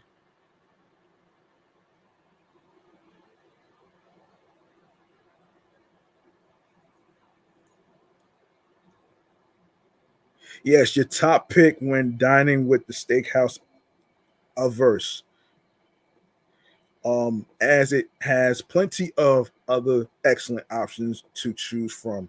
Of course, try the fried chicken and the T-bone, ribeye, and New York strip are a cut above many places that amplify their steakhouse um, proclivities much louder. Timeout tip: climb upstairs to the not so secret sunken harbor club and let the tropical vibes take you away. Where it's located at 372 Fulton Street, second floor in Brooklyn, New York, 11201. La Tete Dior. What is it? Daniel Bullad's first steakhouse is certainly a stunner. Why we love it? Somehow, in all of his years taming both fire and flame, Daniel Bullard hadn't had a steakhouse in his repertoire. That has all but changed with the opening of La Tete Dior. Handsome doesn't yet capture the dining room with its seamless blend of copper and mirrors, framed by the metal art piece that doubles as a kitchen hood. But the food rivals the glow as 11 cuts of USDA prime grace the menu, including the Wagyu prime rib that wheels right up to the table. Timeout tip: turns out Bilal all loves a good Sunday. Excuse me. Um, no matter what soft serve you choose, of course, vanilla, chocolate, or berry cassis, it all comes with a platter of goodies. Be it sprinkles to cocoa nibs, excuse me, cocoa nibs and cookie dough. And it's located at 318 Park Avenue South, New York 10010. And Gui Steakhouse. What is it?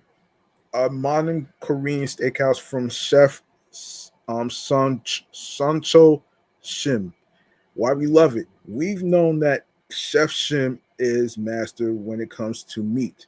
One taste of his A5 Wagyu at Kochi is enough to convince us. He's taking it on a larger scale with the opening of Gooey Steakhouse, GUI, operating smack dab in Times Square.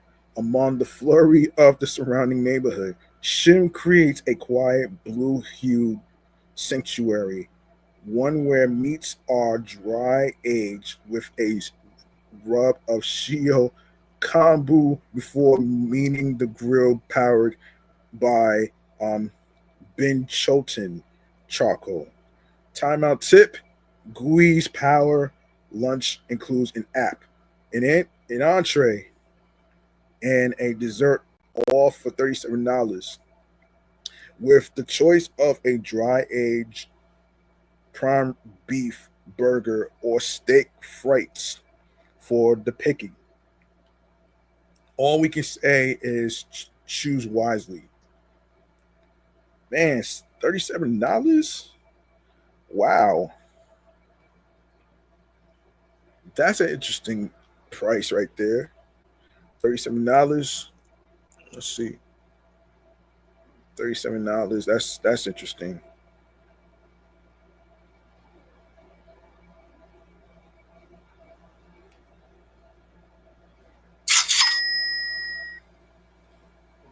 Okay, that's interesting. Yeah, so it's located at 70. It's located at 776 8th Avenue, New York 10036. All right, I'm gonna stop right there and continue the rest next time. I want to get to another segment which is involving some gaming news. This one in particular has to do with the fact that Sonic there's not going to be there's not going to be a remaster of Sonic Adventure. So let's get into it right here, right now, with the video game entertainment room. All right, so let's get into it right here, right now. Let's do this.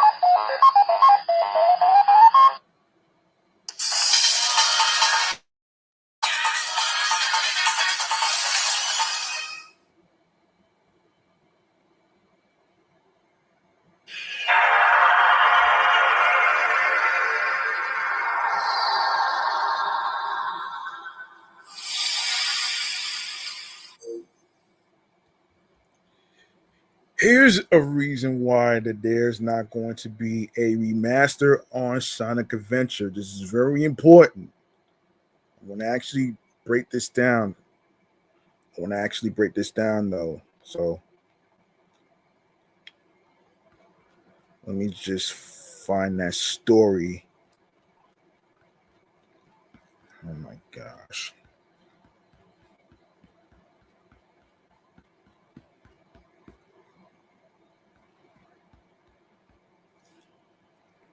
Hang on 1 second.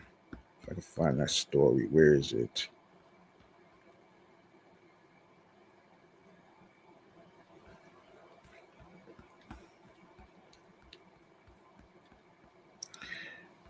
All right.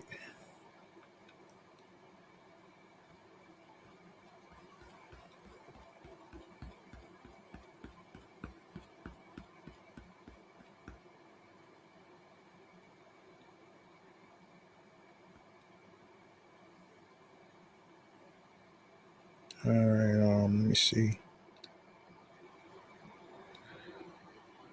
Okay. Here it is. Very important. Let's very important. All right, so according to Video Games Chronicle, okay, so let's get into it. So the Sonic team boss Takashi Lizuka has told fans not to expect remakes of classic entries in the Sonic Adventure series anytime soon. Sonic Adventure 1998 and its sequel 2001 remain two of the Sega mascots' most beloved 3D adventures and introduce open world elements to the series for the first time. Speaking in a recent interview with Shack News, um, Lizuka, who directed both Dreamcast Sonic Adventure games, was asked about the possibility of bringing the series back as remakes or remasters, but said that he'd rather put the energy required into making entirely new titles. End quote. I am really appreciative of everyone who likes the Sonic Adventure series. But when I think about what it would take to bring that game up to the standards and expectations of what the modern gaming audience would want, I think it would be about as much time and energy as it would to make a new title, he said. So part of me is thinking maybe I should just make a brand new title, and that's why there are currently no plans.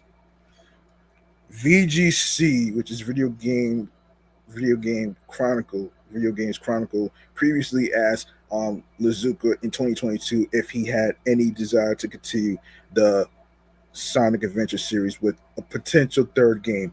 At the time, he said there were no such plans, but he did confirm a desire to one day revisit the series. In the future, yes, Sonic Adventure 3 is there as an idea that at some point it would be cool to maybe explore, but that's not part of the plan, and that's not what I'm doing. It's all about frontiers right now, and on we have no plans for Sonic Adventure 3 at this point. I just want to be clear with everyone. But yeah, as somebody who made Sonic Adventure 1 and 2, it is on my mind as some idea that I could potentially think about in the future. So yeah, there you go right there, folks. That's not happening.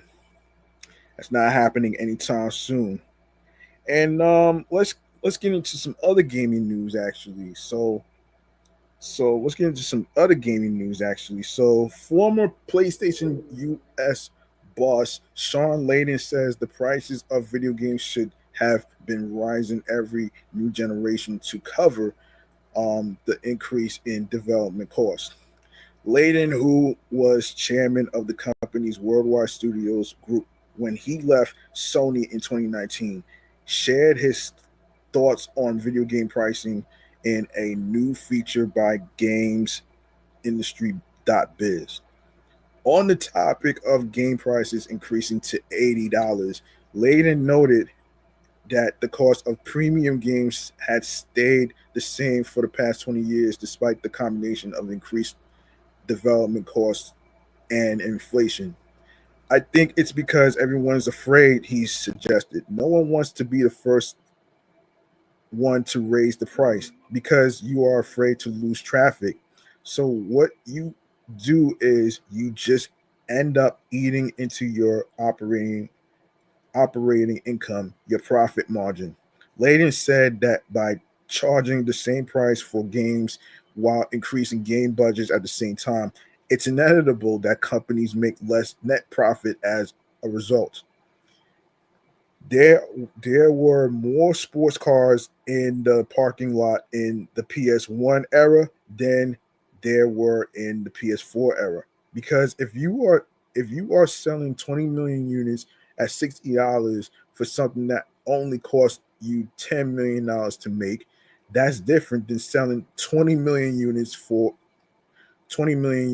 $60 for something that costs you $160 million to make, he explained.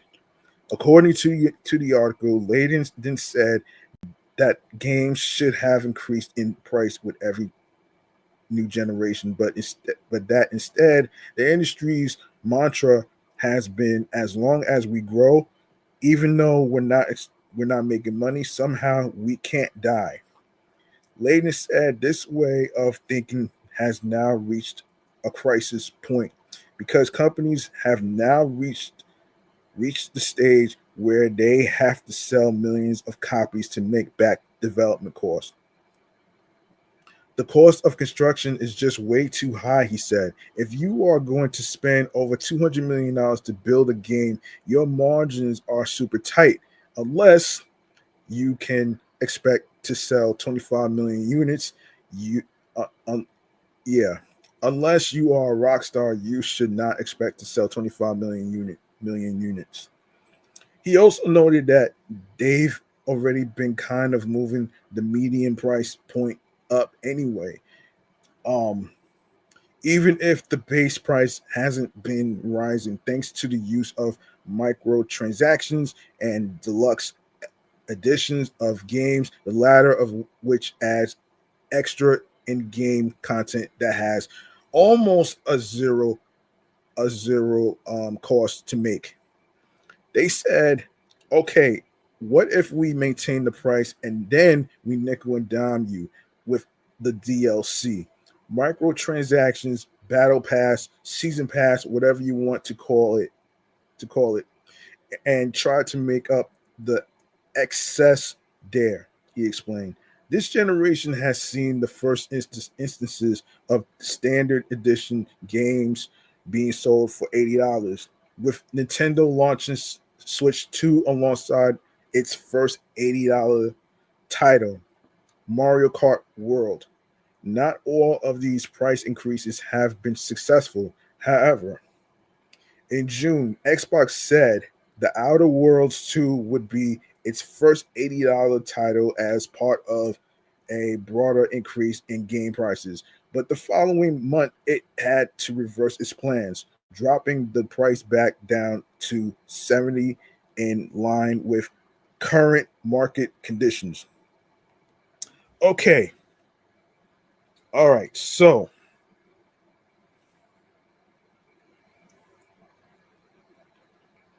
oh yeah, hold on a second. Gamescom. Before I get up out of here, let me talk about Gamescom for a sec. For all you gamers out there. So according to PC Gamer, let's talk about this. When it comes to Gamescom, there are two kinds of people. The first, the event's haggard attendees who arrive in droves to hack through throngs of cosplayers and stand in 3 hour queues. The second, people who elect to hang out at home instead and let all the news come to them. Canny, if you are in the latter camp, then guess what? The Futures Games show at Gamescom is returning this Wednesday, which is tomorrow. Mark your calendars. This Wednesday, tomorrow, August 20th at 11 a.m. Um, Pacific time, 2 p.m.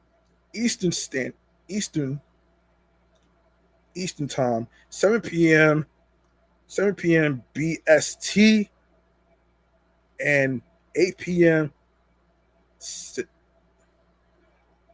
Yeah, 8 p.m. CEST.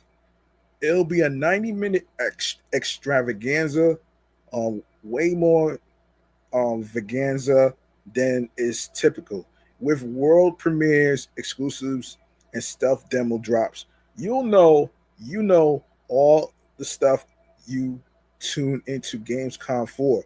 The show will feature games like Skate, Resident Evil Requiem, Blood of Dawn Walker, and plenty else.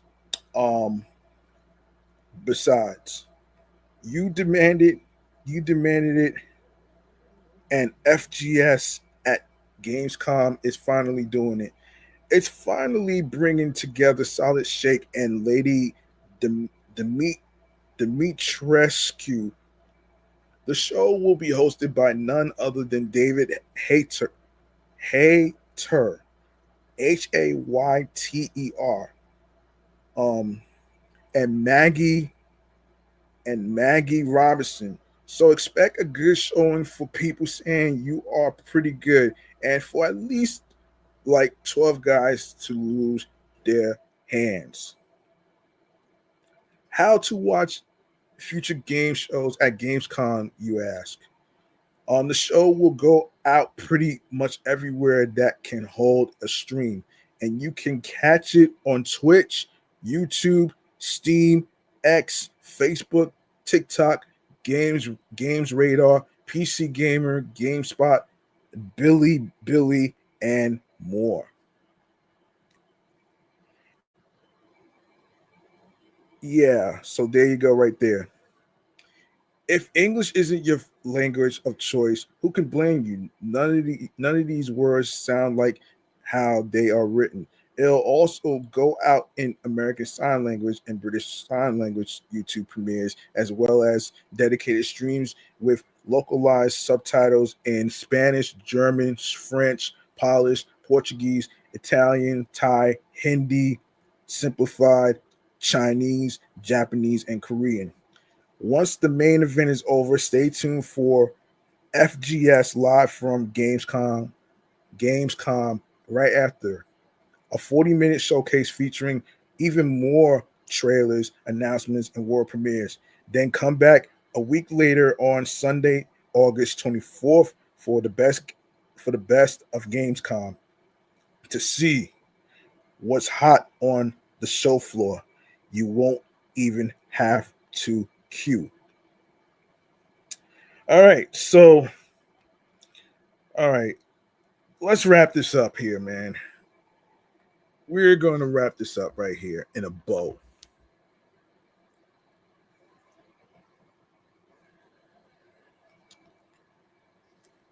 Hold on one second.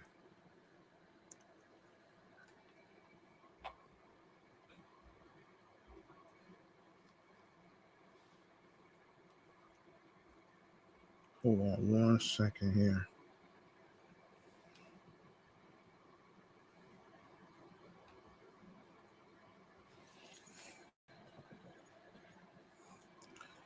All right, hold on.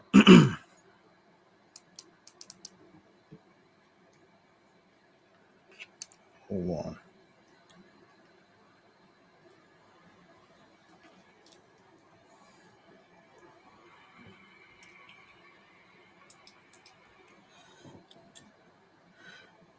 All right. All right, here we go. Stream choices on the go. Let's do this.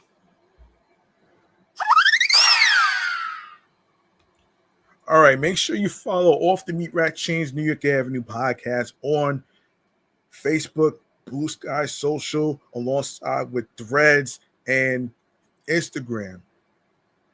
The same goes with my other podcast shows that I do, which is my Sports Edition show platform, Excellent Fun Vibrant Talks podcast, alongside with my entertainment review show, Meticulous Vibe Juice podcast. And you can also follow your host with the most G Money Stacks 555 in Queens, New York on Threads and Instagram. All right. So, all right, you're gonna see a link in you're gonna see the link in bio um on on the Threads and Instagram page. You're gonna see Linktree / G Money Stacks 555, right? You're gonna see a whole list of podcast feed links where you can listen to audio episodes and whether you want to see video episodes whatsoever. So starting with Odyssey, Audible, Audioburst, Amazon Music, Apple Podcasts. Please make sure you leave a review with your feedback along with 5 stars and tell me how you feel about the topics in today's episode or any previous episodes you've listened to so far. All right. So Castbox FM, Deezer, Listen Notes, Moon FM podcast, Overall FM podcast, Pandora, Player FM, Pocket Cast, Podo Polo, Podorama, Podcast Index, Podcast Addict, Podchaser, Podverse, Podcast Guru, Podcatcher, Podcast Republic, Snipped. You can also listen on Spotify. Make sure you add the podcast to your Spotify playlist, and of course, press the notification bell so you know when each episode is going to be dropping on streaming platforms, including Spotify. And you can also listen on Spotify for creators. You can also comment on there as well. And of course, the comedy show is on TuneIn Radio. It is also on Fountain, Good Pods, iHeartRadio, the #1 app where you can listen to your favorite rappers, singers in R&B and other music genres, and of course hip hop artists as well. Your favorite radio stations, and of course you can listen to the podcast episodes for free. You don't need a credit card or debit card to download iHeartRadio. All you need to do is make sure you follow the comedy show Off the Meat Rack Chainz New York Avenue podcast on iHeartRadio alongside with other streaming platforms that I just mentioned. And of course, don't forget to hit that subscribe button on the YouTube channel page of G Money Stacks 555 for more live video podcast episodes and live streams and video uploads. And of course, leave a like and a comment, and tell me in the comments below, how do you feel about the topics in today's episode or previous episodes whatsoever. Your feedback is important. All that great stuff right there. And of course, make sure you spread the word to your husbands, your wives, your boyfriends, girlfriends, people you're cool with from work about this comedy podcast that I am doing whatsoever. And of course, spread the word. Word of mouth is important as well. And yes, press the notification bell so you'll be notified on when I'll be on the air via live stream. And of course, when the video episodes are going to be uploaded to the YouTube channel page. If you miss any episodes whatsoever, please feel free to catch up on them before you watch this one. All right. And yeah. And I believe that's going to do it for me. That's going to do it for me right here. I appreciate every single one of you out there at home.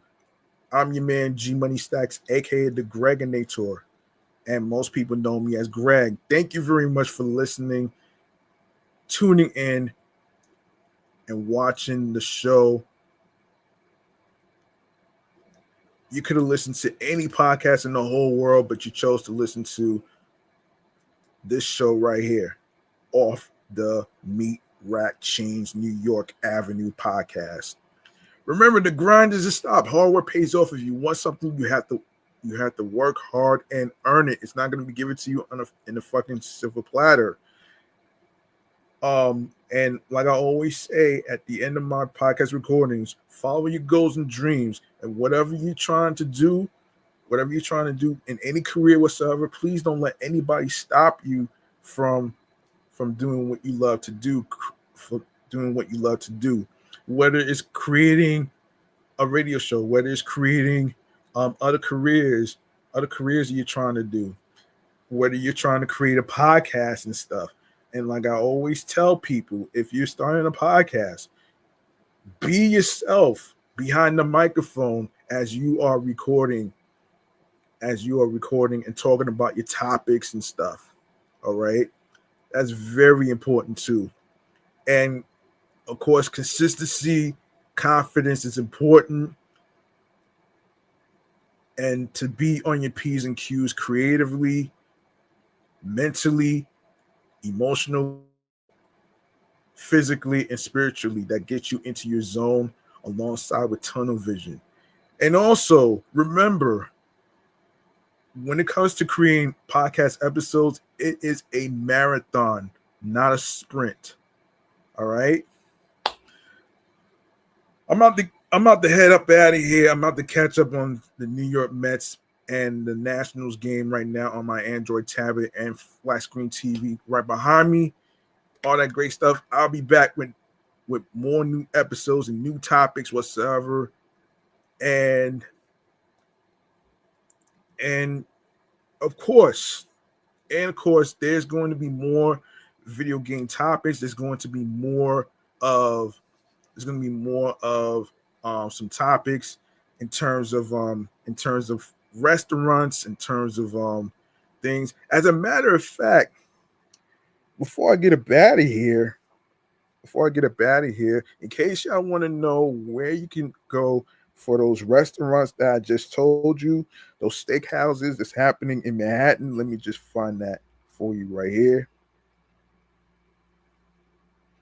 Let me find that for you right here. Hold on. Yes, here it is right here.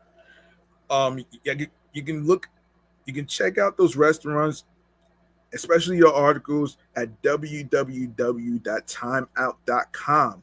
All right. That's www.timeout.com. That's where I get my topics from. That's where I get my the the places to include in the segment for remains to be seen, as far as like fun activities to do for the week and weekends. And of course, like I just mentioned, of course, don't forget to get your tickets for New York Fashion Week. And of course, don't forget to get your tickets for what is it? Wait a second. Yeah, don't forget to get your tickets for Fan Week at the US Open. And of course, don't forget to get your tickets on Saturday, August 23rd for the Universal Circus, which is happening September 5th. Hold on. I'm about to look up the dates for you before I even get up out of here. I'm gonna look up the dates so that way you won't have to worry. All right. So, as I said earlier, Universal Circus is celebrating its 31st anniversary, and they are going to be at Roy Wilkins Park between September 5th through the 28th. All right. Don't forget, it's in Queens, New York, Jamaica, New York, which is in Queens. All right. Parking is very limited, so you might want to get there as early as possible. Don't forget to purchase your tickets and all that great stuff. Of course, if you want food and all other stuff, make sure you have some extra money in case you want to buy some food and all that great stuff right there. All right. So that's September 5th through September 28th for Universal Circus. The day is October 23rd. Excuse me. August 23rd. The day is August 23rd, this Saturday coming up. All right. So, like I said, go to universalcircus.com. Let me jot that in here. So, let me jot that in here. Yes, universalcircus.com. That's www.universalcircus.com. That's where you can get your tickets to get in on all the action in Jamaica, Queens by Merrick Boulevard and Baisley Boulevard. It's not too far. It's not too far for those who are in Queens and all that great stuff. So for those of you that are in Long Island, areas of Long Island and the 5 boroughs of New York. Like I said, I am the type of guy who is going to provide y'all with some fun activities to do for the week and weekends. So I'm your guy. All right. So there you go right there. All right. I'm out of here. Peace and one love. And I hope y'all stay safe. And I hope y'all be careful around the beach due to rip currents, due to the effects of Hurricane Aaron, which I'll talk about in the following episode whatsoever. There's going to be some beach closings tomorrow and Thursday. So make sure you stay safe out there. Don't even think about going in the water because of those dangerous rip currents. All right. And if y'all looking for cooling centers, you can call 311, and you can go to the website finder.nyc.gov/cooling centers. All right. So there you go. I'm out of here. Peace and one love. See y'all next time on the flip side. And of course, enjoy yourselves. Enjoy your U.S. Open fun activities. And of course, enjoy the Mets game with the Washington Nationals. They're on the road right now. They'll be back to play the other teams too. So don't you worry about that too. So there you go right there. I'm out of here. Peace. Good night, everybody.